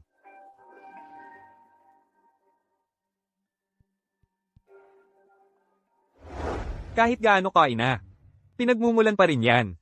Xiaonan, ang sinabi ni Lao Yao, dapat mong pag-isipan yan. Xiao Ji, magtiwala ka sa akin. Marahil ay masyado pa akong makaluma. Dapat kong pagkatiwalaan ang mas nakababatang henerasyon minsan. Ay, sus Mariosep. Talagang, di ka titigil hanggat di mo nakikita ang kabaong. At ikaw, Sukiao-kiao, ang kahabag-habag mong tindahan ay malapit nang gibain ni Ghost Handeng, at may lakas ka pa ng loob na dalhin ang baguhang ito dito para mapahiya ka. At itong si Lao Yao, na nung nasa Pakeng pa, ay nawala ng buong yaman ng pamilya. Ngayon, ay sumusunod lang sa isang walang kwentang boss lady, namumuhay lang ng paunti-unti. Ano, siya ba ay bumabalik sa dati? Nakakatuwa. Ang tatlong ito ay may lakas ng loob na pumunta sa Poyanjai. Ang tatlo nilang pinagsama-sama ay hindi kasing alam ng isa sa mga daliri ni Brother Lei. Third Master, masyado kang mapagbigay. Nagpapapalakpakan ng mura, gago ka. Ang inyong mga lalaki ay talagang sobrang nababagot na. Kung aling painting ang pipiliin namin, ay wala kayong pakialam. Sino ang nagtanong ng opinyon ninyo? Noong ako'y nag-appraise pa ng mga kayamanan, sa Liulichang, kayong mga to ay nakadiaper pa lang. Ikaw matandang lalaki. Nagmamalaki ka lang sa iyong katandaan. Noong ikaw ay, ang dating Chaofeng, nagkamali ka sa tunay na piyesa ni Huang Gongdao, bilang peke, at napalaya sa Kiao Dao Circle sa kabisera. Gusto mo bang sabihin ko, nang malakas sa harap ng lahat? Ikaw, ano ang ikaw? Ang Lao Yao na ito ay naging katatawanan na ng buong Kiao Dao Circle, at iniisip pa niyang makakabangon siya. Kasama ang batang to, panaginip lang yan. Boss Su, sa tingin ko ay dapat mong isara na lang ang iyong tindahan ng maaga. Huwag mong hadlangan ng batang apprentice na ito sa paghahatid ng kargamento sa pantalan. Panaginip ba ito? Malalaman natin kapag tinanggal na ang label. Mga binibini at ginoo, may iba pa bang taya? Ilagay na ang inyong taya. Wala nang pagbabago. Ji Xiao, nakikita kong ito ay ang unang beses mo sa Poyanjay. Maaari akong gumawa ng eksepsyon at hayaang pumili ka muli. Pero pag-isipang mabuti. Kung ikaw ay matatalo, ang porcelain ng Yuan Dynasty na ito ay mapupunta sa kanila. Bakit ako hindi nabigyan ng ganoong trato? Binibini Leo. At kung ako ang manalo? Ang mga bagay dito ay nagkakahalaga ng milyon-milyon. Sa pinakamataas na, odds na 1 sa 10. Kung ikaw ay manalo, maaari kang kumuha ng 1 katlo. Pero mataas na gantimpala ay nangangahulugan ng mataas na panganib. Ji Xiao, dapat talagang pag-isipan mo ito. Hindi na kailangan. Gago ka. Hindi mo naman habol. Ang mga pastahan na ito, di ba? Wow, ang lakas ng loob mo para sa isang bata pa lang. Mag-ingat ka, baka mawala. Lahat, pati pantalon mo. Third Master, matigas ang ulo ng batang ito. Sobrang tanga. Sige, kayong dalawa. Maghintay na lang tayo, at mag-enjoy sa palabas. Ito ang pamana ng pamilya kong pulseras. Ipinupusta ko ito dito. Sister Kiao. Xiaonan, ano man ang mangyari, nandito ako para sa'yo. Ayos lang. Maaari tayong matalo. Pero hindi natin maaaring mawala ang ating diwa. Binibini Leo, nakapaglagay na tayo ng 3 taya. Kung tayo ay manalo, maaari ba nating kunin lahat sa mesa? Siyempre, Talagang 3 siraulo sila. 3 siraulo na nagpapalabas. Tingnan mo ang 3 siraulo na ito na umaarte. tahimik. Ang larong ito ngayon ay medyo kawili-wili. Mukhang lahat ay puno ng kumpiyansa. Sa mga eksperto tulad ninyo, sa aming Jiang Cheng Kiao daw, paano tayo hindi uunlad? Dahil lahat ay nakapaglagay na ng kanilang taya, tayo ngayon ay magsimula ng lutesin ang laro. Unang laro, ipakita ang orihinal na bakas. Ipinapakita ang orihinal.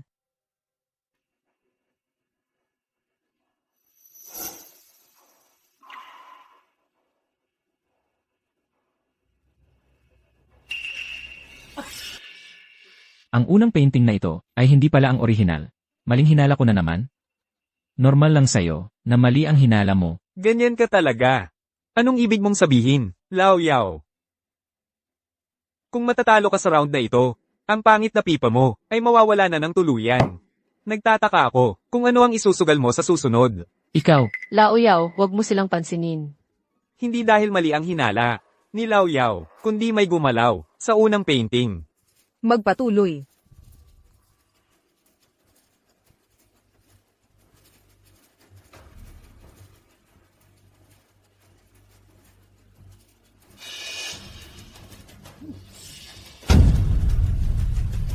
ano?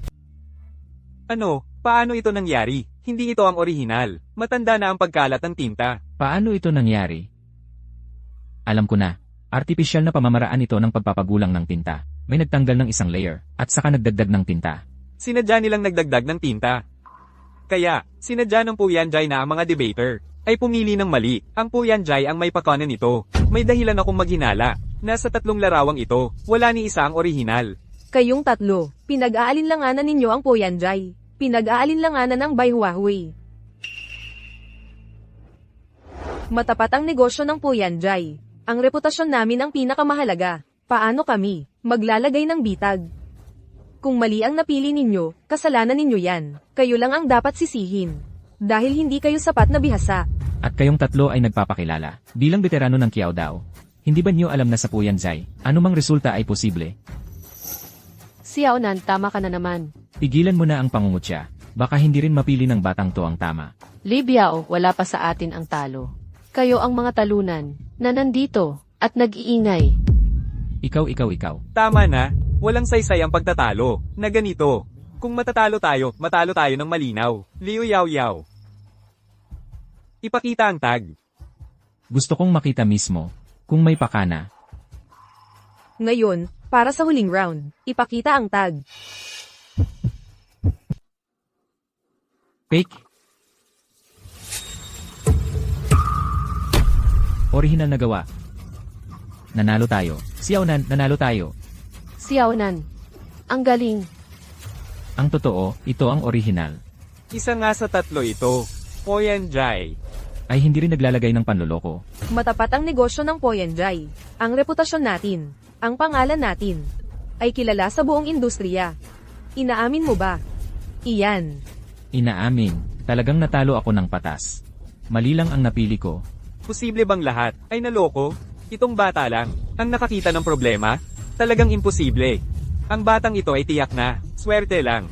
Hula lang yan, di ba? Nanalo tayo. Ang mga bata sa ampunan ay magkakapremyo. Lauyaw, halika rito. Hindi ka panipaniwala. Ito ay tunay na, bawat henerasyon ay may sariling talento. Xiaonan, paano mo nalaman na ang pangatlong painting ang orihinal? Swerteng hula. Ako. Ikaw, bata. Sabihin mo sa amin. Ang artistang si Anan ay mahilig magtago ng pirma sa kanang ibabang sulok. Tanging ito sa kanan, ang may maliit na karakter na Nan, na nakatago sa mga bitak ng batong bundok. Ang tinta mula sa pine suit ng Yuan Dynasty ay hindi gaanong tumagos, bukod sa orihinal. Ang dalawa sa ibaba nito ay wala noon. Talaga. Ah, ganun ba? Tindahan ng anti-Gongkyo Jia. Hindi ko naaalala yan. Jiang Cheng ay may ganoong tao. 3 buwan na ang nakalipas. Lumitaw si Xiaonan sa Yancheng. Pagkatapos, nagpalimos siya hanggang makarating sa Jiangcheng. Tinanggap siya ni Su Qiao bilang apprentice. Walang anumang impormasyon tungkol sa kanyang pinagmulan. Pero ayon kay Ghost Handeng, alam niya ang tungkol sa fluorescent rust at sa rust gathering technique. Malamang siya ay Ang anak ni Old Xiao. Kawili-wili. Hindi natin siya pinatay noon. Ngayon, kusang naghatid siya ng sarili sa ating pintuan. Chairman, ano ang dapat nating gawin? Talagang kamangha-mangha. Bantayan mo siya. Tingnan natin kung maaari niyang manalo sa ikalawang round. Kahit na hindi dinaya ng Puyanzai ang laro. Ako, si Lei Biao, ay hindi pa rin kumbinsido. Liu Yaoyao, paano ka makakasiguro na ang pangatlong piraso ay ang orihinal? Tama. Lahat tayo ay nasa negosyo ng Antigo. Kung ngayon, hindi mo kami bibigyan ng wastong paliwanag. Huwag kang magalit kung may reklamo kami. At sisirain ang reputasyon ng Puyanjay. Eksakto. Kailangan namin ang katotohanan. Gusto namin ang katotohanan, ang katotohanan, ang katotohanan. Ang mga tanong na ibinangon ng lahat ay ganap na makatwiran. Ang aking Puyanjay ay tiyak na magpapakita ng katotohanan, ng hayagan. Lahat, pakitignan dito. Titingin saan? Ano ang kakaiba rito? Ano ang makikita? Huwag mo kaming lolokohin. Lahat. Pakiting ng mabuti.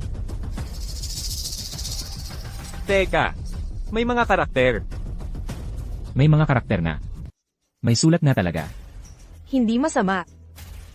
Sa larawang ito, sa mga bitak ng mga bato sa bundok, may napakalabong marka ng tinta, na bumubuo sa maliit na karakter na timog. Pero sa dalawang larawang ito, wala ni isa. Ang unang larawan, wala talaga. Ang pangalawa, wala rin. Ang pangatlong larawan, ang orihinal. Kaya may karakter ito. At ang dalawang larawan sa tabi nito, dahil hindi lubusang tumagos ang tinta. Kaya, hindi mo talaga ito maililipat, ang karakter na timog. Ang lalim naman ng pagkakatago niyan. Liu Yaoyao, sa tingin ko sinadya mo ito, nang sadya, ang liit-liit ng sulat. Sino ang makakakita niyan? At ang dalawang ibang larawan ay dinaya rin.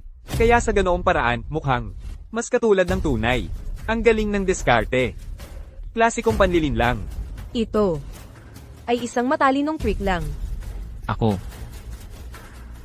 Kaya ang dalawang ibang larawan ay parehong dinaya upang akayin ang mga tagapag-uri na maniwala na ang dalawa ang orihinal at ang mukhang pinaka hindi malamang ang tunay na orihinal.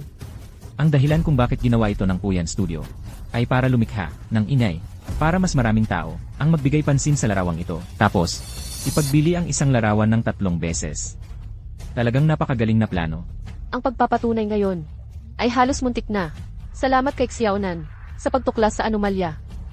Xiaoji, swertihan lang. Para sa unang round, panalo si Xiaonan. Ang nanalo, ang kukuha ng lahat. Sunod, ang pangalawang round. Patunayan. Ang tunay. Ang nanalo ay maaaring hamanin ang Baywa Society. Ang nanalo ay makakahamon sa White Flower Society. Ito ay gintong pagkakataon para magpamalas sa sining ng katalinuhan. Kung manalo ka, ikaw ang bagong bituin sa larangan ng katalinuhan sa Jiangsheng. Ang kinabukasan ay walang hanggan, kaya pala lahat ay nagsisikap makapasok sa Puyanjay. Sunod. Magsiyasat na po kayo. Ang A Thousand Li of Rivers and Mountains ba na ito ay tunay na obra maestra o peke. Ang naniniwalang tunay. Ilagay ang pusta sa kaliwa. Ang naniniwalang peke. Ilagay ang pusta sa kanan. Kailangan pa bang pag-isipan yan? Tiyak na tunay yan, baka niloloko lang tayo. Peke yan. Kayong mga baguhan, tuturuan ko kayong lahat ng leksyon na yon. Tignan niyo ang teksturang parang tinapyas ng palakol ng mga bundok at bato sa larawang ito. Ang mga guhit ay matapang at malakas. Eksaktong estilo ni Anan noong kanyang huling taon.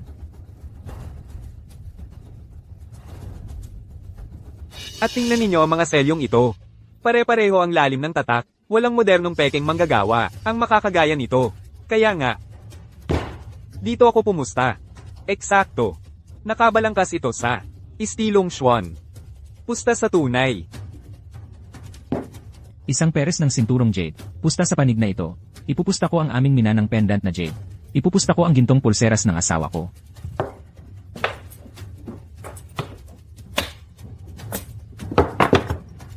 Mukhang lahat kayo ay may malaking tiwala pa rin sa reputasyon ng aming Puyanjay. Naglabas kayo ng napakaraming pambihirang kayamanan.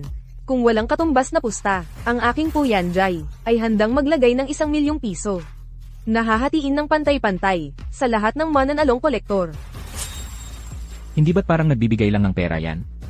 Ang dali-daling manalo. Sandali mga kasama. Mukhang may isang tao na hindi pa pumupusta.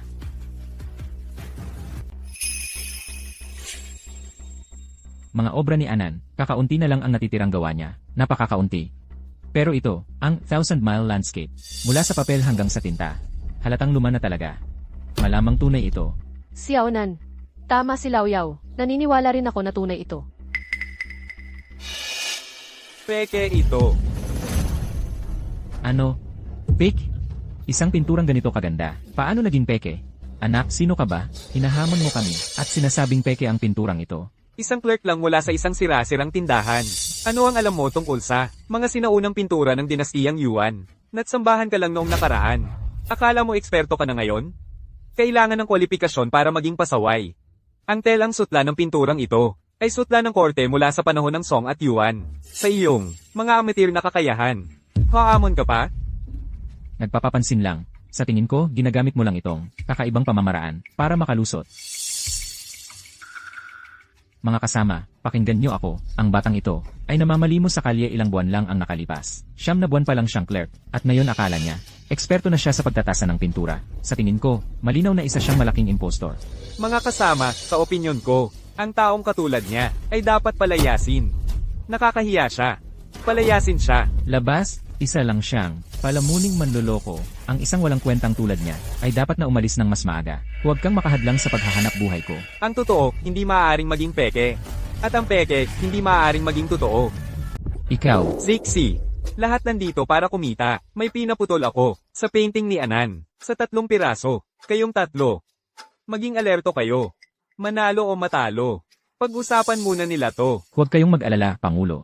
Sisiguraduhin naming lahat dito ay nakatuon sa 3 painting na yan. Mag-aaway hanggang sa mamula ang mukha nila.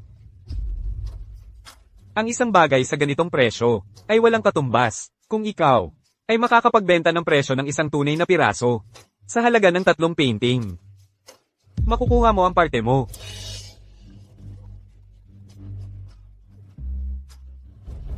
Bata, naniniwala ang lahat na tunay ang painting na ito. Nakahanda na ang premyo ng Puyanjay. Nakahanda na ang premyo ng Puyanjay.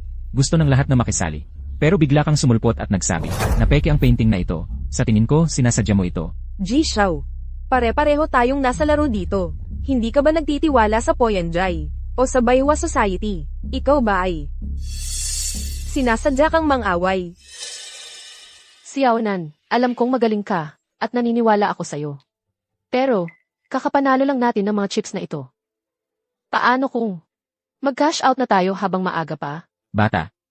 Noong nasa kabisera pa ako, nagkamali ako at tinuring na peke, ang isang tunay na obra maestra. Nasira ang reputasyon ko. Kung ikaw ay hindi 100% sigurado, baka dapat magpakababa muna tayo. Hindi ako nagkakamali. At yung mag-cash out habang maaga, magpakababa. Hindi yan ang paraan ko.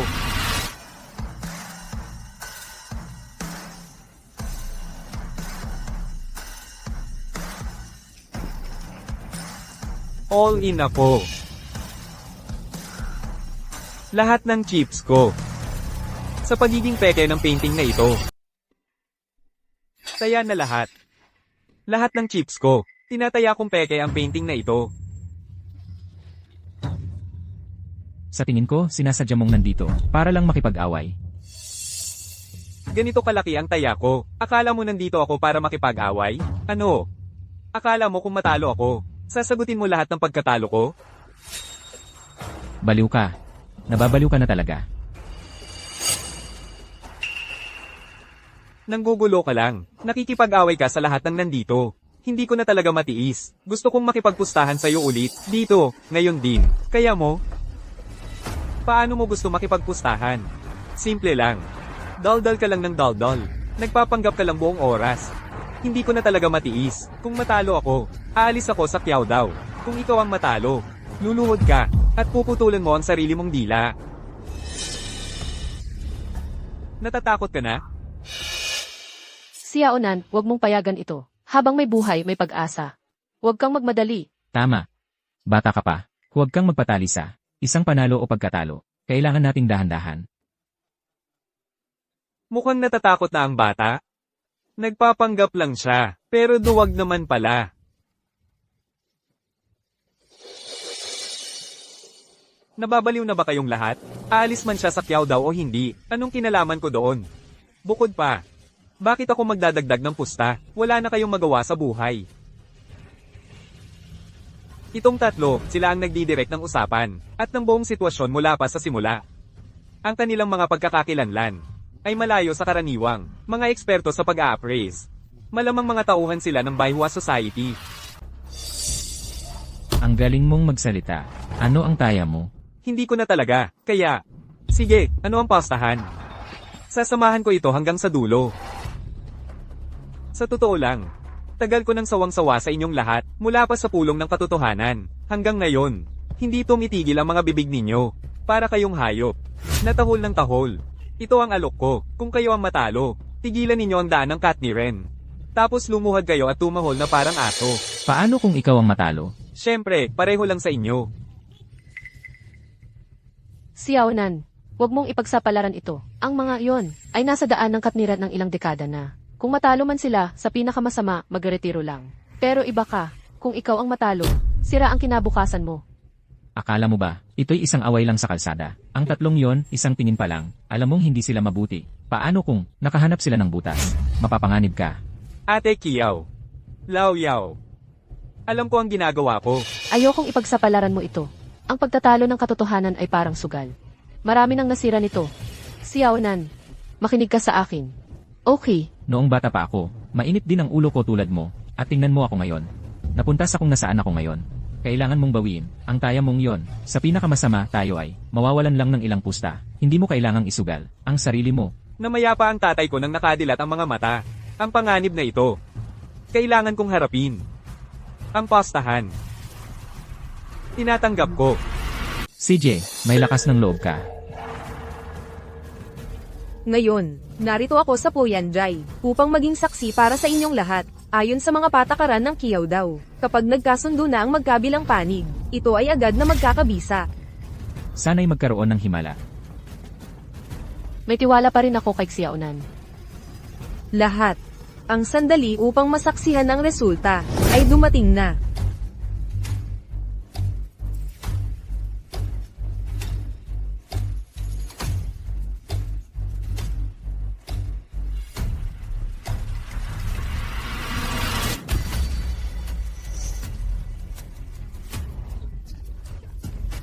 Nanalo siya.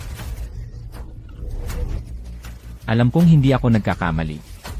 Tanga ka. Wala kang iba kundi isang manloloko. Sino ka ba? Mula simula hanggang katapusan. Swerte lang iyon. Tanga. Maghintay ka lang, tanga. Magluluhod ka. Tumatahol na parang aso.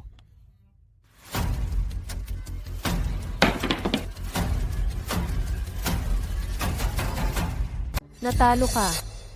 Sabi ko sa'yo si Yaonan, ikaw talaga. Natatakot ba tong batang to? Nakatayo lang dyan, hindi gumagalaw. Nagpapakakul pa rin sa ganitong pagkakataon. Tong batang to, nababaliw na ba? Bata, tapos na ang laban. Ano pang ginagawa mo dyan? Lahat ng naririto ay makakapagpatunay. Dahil natalo ka, sa harap ng lahat, lumuhad ka at tumahol na parang aso, at tumigil ka na sa kiyaw daw. Bata, huwag mong isiping, makakalusot ka sa pagpapanggap. Ano nung pinagtatawanan mo? Lumuhod ka na ngayon, tumahol na parang aso. Manager Leo, ang batang ito ang nagtaas ng pusta. Malinaw naman ang pagkatalo niya. Kung ayaw niyang umamin, ang iyong Broken Inkstone Studio, ano ang dapat gawin? Siyempre, tulungan ang natalo na tuparin ang kasunduan. Paano kung may ayaw pa ring sumunod? Kung gayon, ayon sa mga tuntunin ng kiyaw daw, gawin. Mawalan ng 2 kamay. Mga kasama. Maaari bang bigyan niyo ako, si Matandang Xiaofeng, ng konting respeto? Hayaan niyo na si Xiaonan. Matandang Yao, sa ganitong pagkakataon, ano pang mukha ang natitira sa'yo? Mga kasama, si Xiaonan ay clerk sa aking tindahan. Natalo siya. May obligasyon akong tulungan siya. 1,000,000 para bayaran ang kasunduang ito. Ano sa palagay ninyo? Sukiyaw-kiyaw, akala mo ba pera lang ang lahat? Hayaan mong sabihin ko sa'yo, ang isang bagay na hindi ako kulang ay pera. Wala akong konsepto ng pera. Ang galing mag-arte nitong batang to, di ba? Napaka-espesyal at independenta. Nagpapanggap lang siya sa buong oras na ito. Ngayon, ang pagpaluhod sa iyo at paghingi ng tawad. At pagtigil sa kiyaw daw. Ay, ang pinakamagaan ng parusa para sa iyo. Bata, bibigyan kita ng 10 segundo pa. Lumuhad ka at humingi ng tawad. Kung hindi, huwag kang magalit kung magiging mahigpit ako. Siyam. Ang pusta ay pusta. Si Yaonan, aminin mo na. 6. Xiaonan. Ang mga tuntunin ng Kiao daw ay hindi dapat suwayin. 5.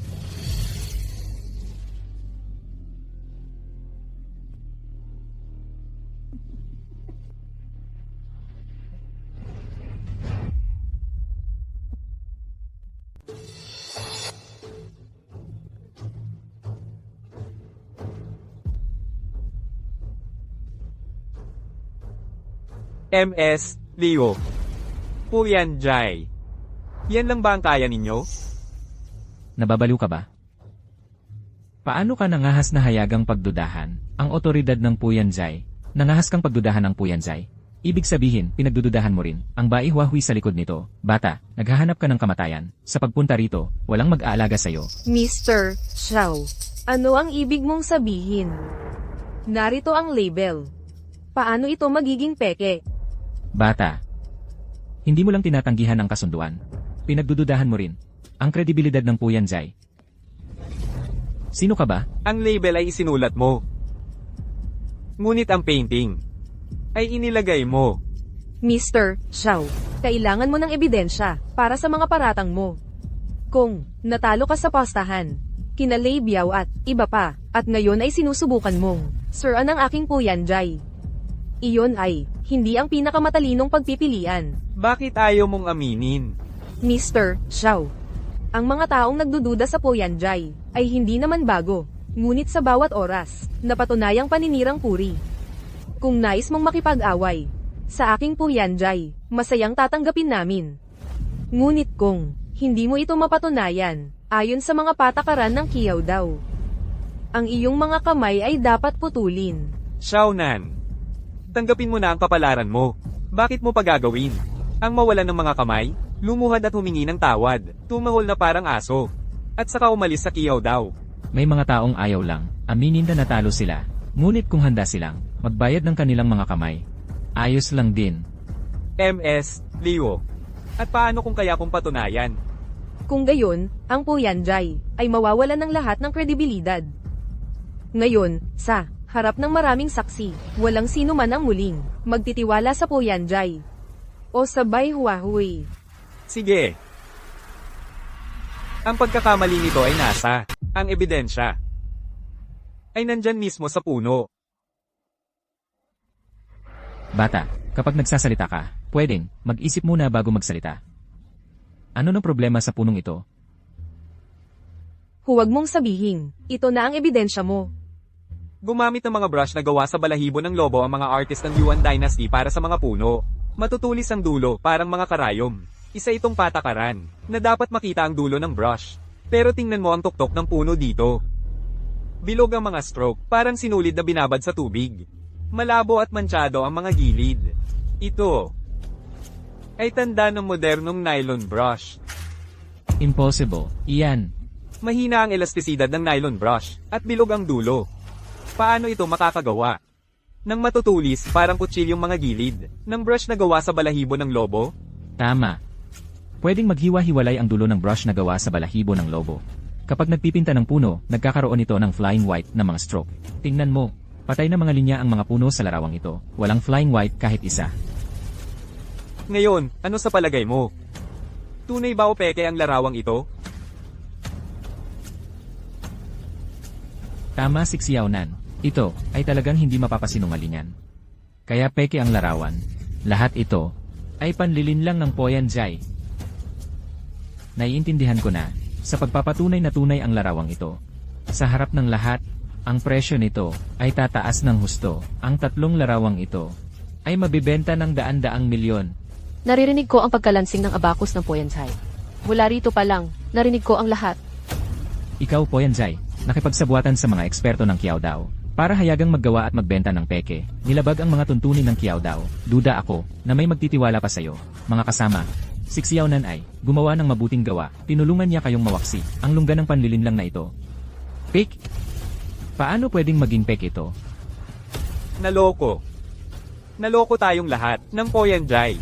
Mula simula hanggang wakas, tayo ay naging mga pyesa lang sa laro ni Master Shi. Kaya, sino ang dapat lumuhad at tumahol na parang aso? Kaya, sino ba ang dapat lumuhad at tumahol na parang aso? Xiaonan, gusto mo kaming lumuhod at tumahol na parang aso. Tumahol na parang aso. Panaginip mo yan, matagal na akong nasa mundo ng pagsusugal. Kahit na matalo ako, hindi ikaw ang dapat mag-utos dito. Isa ka lang sunod-sunuran. Ang postahan. Totoo yan. Pero nanalo ka gamit ang dayang paraan. Ang ganoong klaseng postahan ay hindi mabibilang. Tama, nadaya rin kami ng Poyan Jai. Kaya bakit kami dapat magdusa ng kahihiyan? Kaya balak yung magbaliktad sa usapan. Ganoon ba? Ang mga tuntunin sa mundo ng pagsusugal ay panalo o talo lang ang pinapansin. Hindi ang mga dahilan. Noong pinapaluhod ninyo si Xiaonan noon, naisip nyo ba na darating ang araw na ganito ang kalalagyan ninyo? Ngayon, kailangan niyong umalis sa mundo ng pagsusugal. Ano ba ang gusto ninyong gawin? Miss Leo, ang Poyan Jai ay saksi rin sa postahan. Kung hindi nila ito tutuperin, ano ang mangyayari? Si Mr. Xiao ay bata pa at mainit ang ulo. Si Mr. Lei at ang iba pa ay naguluhan lang sandali. Kung hindi nila ito tutuperin, magkakaroon ng kahihinatnan. Mr. Xiao, paano kung ganito? Doblehin na lang nila ang chips na babayaran sa iyo. Kalimutan na lang natin ang usapan. Doble ang chips. Ang gusto ko ay hustisya sa mundo ng pagsusugal. O sinasabi mo bang, kayo sa Poyan Jai ay kasabuat nila mula pa noon, at ngayon, tinatakpan nyo sila? Kaya pala, ang yabang-yabang nila kanina. Kaya, kasabwat nila ang Poyan Jai. Kung ang Poyan Jai ay hindi magpapatupad ng hustisya, sa hinaharap, sino ang maglalakas loob na pumunta rito? Ang dakilang Poyan Jai, hindi lang nagtayo ng scam, pati ang mga tuntuning inyong itinakda, ay puro hangin lang. Anong nangyayari dito? Kayong tatlo. Pangako ay pangako. Huwag ninyo akong pilitin. Gagawin ninyo ba o hindi? Ako. Si Lei Biao, itong poging ito. Natalo na, ayaw pa ring aminin na siya ang mali. Duwag. Dapat matagal nang umalis sa Kiao Dao. Serves you right. Ikaw ang may gawa nito. Mula ngayon, hindi na ako muling magtitiwala sa bulok na Poyan Jai na ito o sa sinuman sa kanilang tinatawag na mga master ng Kiao Dao. Ito ang tinatawag nilang karma.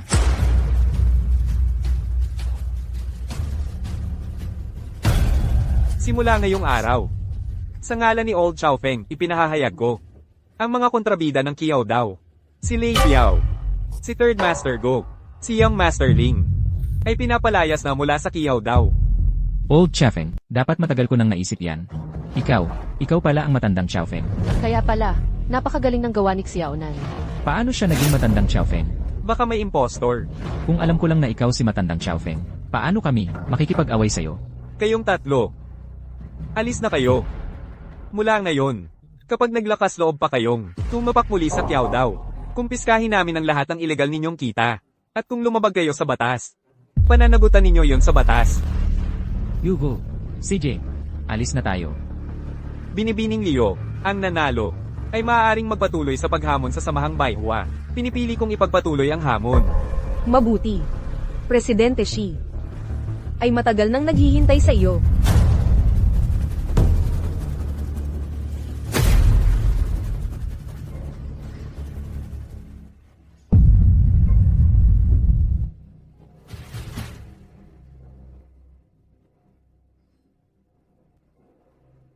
Presidente. Ang anak ni matandang Xiao ay tunay na kahawig ng kanyang ama. Kilala mo ang aking ama? Higit pa sa pagkakilala. Noong araw, ang iyong nayang Zaiyuju ay humanga sa buong komunidad ng Kiao Dao. Sayang, napakatigas ng ulo niya. Ano ang nangyari noon? Hindi ko masabi. Hindi ko masabi. Bakit hindi mo masabi? Anak, may malaking problema kang haharapin. Gusto mo ba tulungan kita? Hoy!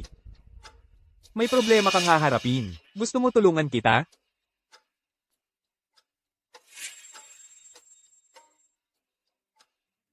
Sumali ka sa Samahang White Flower. Manatili ka sa tabi ko. Ang nangyari noon ay mabubura na. Gagawin kitang pinuno ng sangay sa Jiangcheng. Magkakaroon ka ng walang katapusang yaman at luho. Namatay ako noon, sa kamay ng mga tulad mo. Akala mo ba sasama ako sa'yo? Sa marumi mong gawain, ang mga hindi na masasagip, ay nararapat sa impyerno. Noon, ano ba talaga ang nangyari? Ang tatay ko ba, ay pinatay ninyo? Hindi ko alam na si Xiaonan at ang Samahang White Flower ay may ganung galit, kaya itong si Xiaonan ay nagpipigil pala sa lahat ng oras. Para lang, may patalsik itong si Shai. Noon, nakakuha kami ng isang batch ng Tang Tricolor Pottery. Masyadong matigas ang ulo ng tatay mo. Gusto niyang ihandog ang lahat ng ito sa estado. Ayon sa Bodhisattva, hindi kami pumayag. Talaga bang kagustuhan iyon ng Bodhisattva? Tumanggi ang tatay ko, kaya kayo ang pumatay sa kanya. Galit ang patron. Ang kalagayan ng tatay mo noon ay katulad ng sayo ngayon. Nag-aalab, galit na galit, nagpipigil. Talagang parang Xiaonan, sinusubukan kanyang galitin. kung magpapasya kang hominin ng Samahang White Flower, maglaban tayo, isang tunay na sugal. Kung mananalo ka, ang pangalan mo ay mag-eeho sa buong Kiao Dao. Kung matatalo ka, ang lahat ay tapos na. Ano ang ibig mong sabihin ng tapos? Ibig sabihin, eksakto ang ibig sabihin nito. Xiaonan, umalis na tayo dito. Huwag mong ipagsapalaran ito. Nandito na tayo. Pwede pa tayong umalis. Anong nangyayari? Sinusubukan ba nilang ipagkait sa atin ang pag-alis? Medyo sobra naman yan. Marami tayo. Siya lang naman. Ayaw pa alisin si Xiaonan, di ba? Mga kasama, ang Samahang Baihua ay nagnanais lamang na magsagawa ng hamon sa pagpapatunay kay Ginoong Xiao. Walang dapat ikabahala.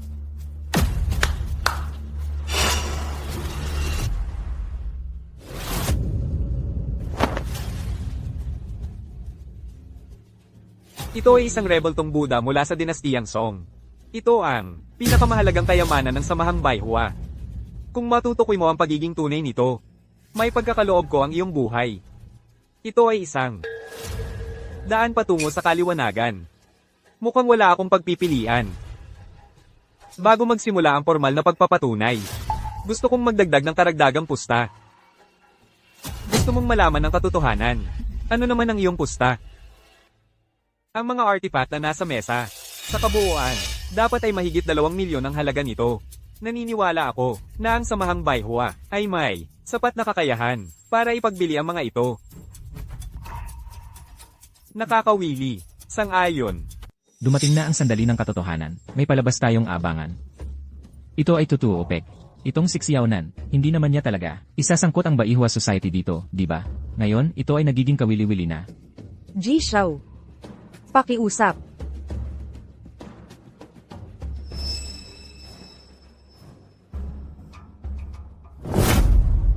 Ano na nangyayari kay Xiaonan? Bakit hindi siya kumikilos? Ang makipagdebate sa pagiging tunay kay matandang Shai. Napakaliit ng tsansa niyang manalo. Kapag bumuka na ang bibig niya, anuman ang sabihin niya ay magiging batas. Yang si Xiaonan. Huwag kang mag-alala, may sarili siyang paraan. Ji Xiao, kung hindi mo malaman, bakit hindi mo na lang sabihin sa lahat? Walang tatawa sa'yo.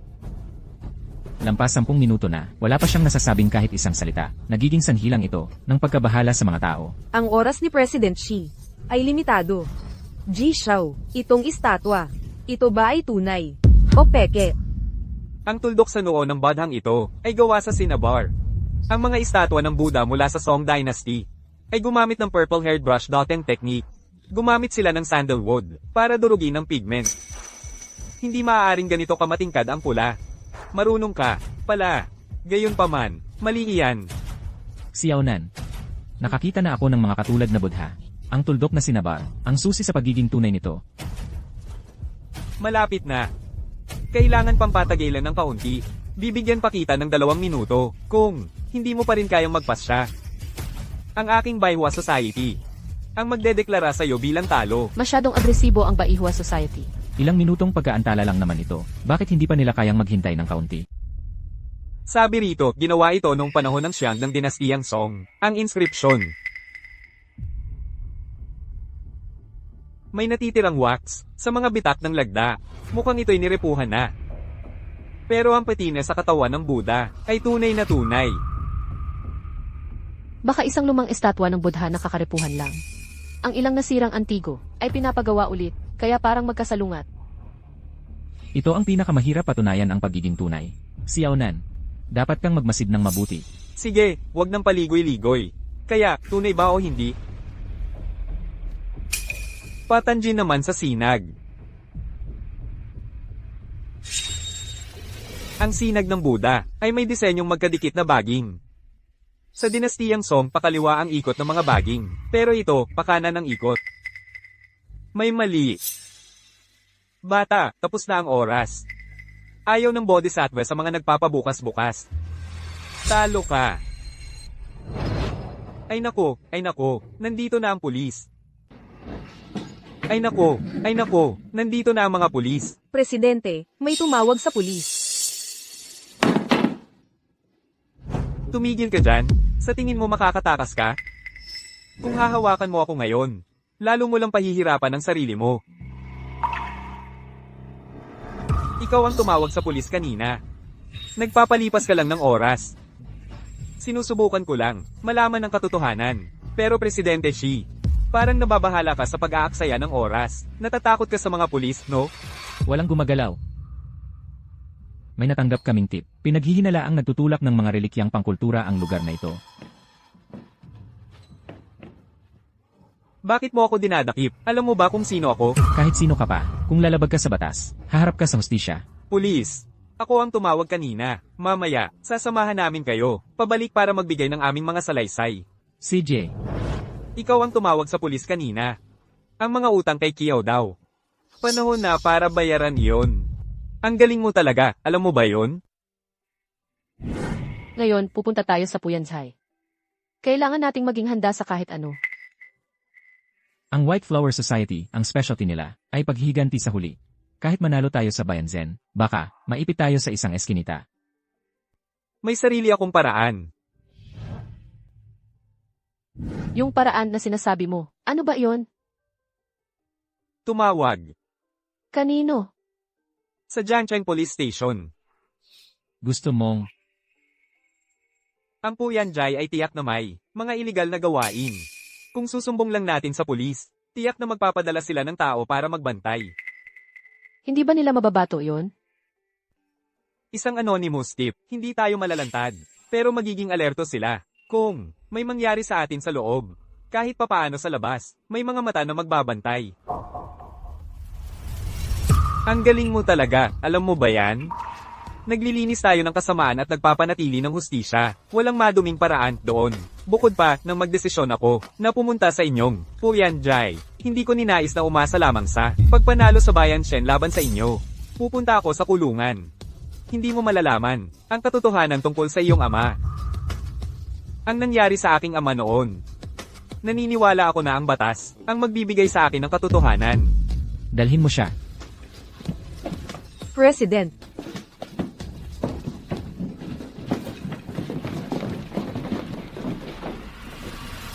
Xiaonan. Kaya, itong estatwa ng Badha, tunay ba o peke? Ang kiyaw daw ay hindi tungkol sa pagkilala ng totoo sa huwad, kundi tungkol sa pagpapanatili ng hustisya. Kung tunay o peke man ang estatwang ito, ay matagal nang lumampas sa orihinal nitong kahulugan.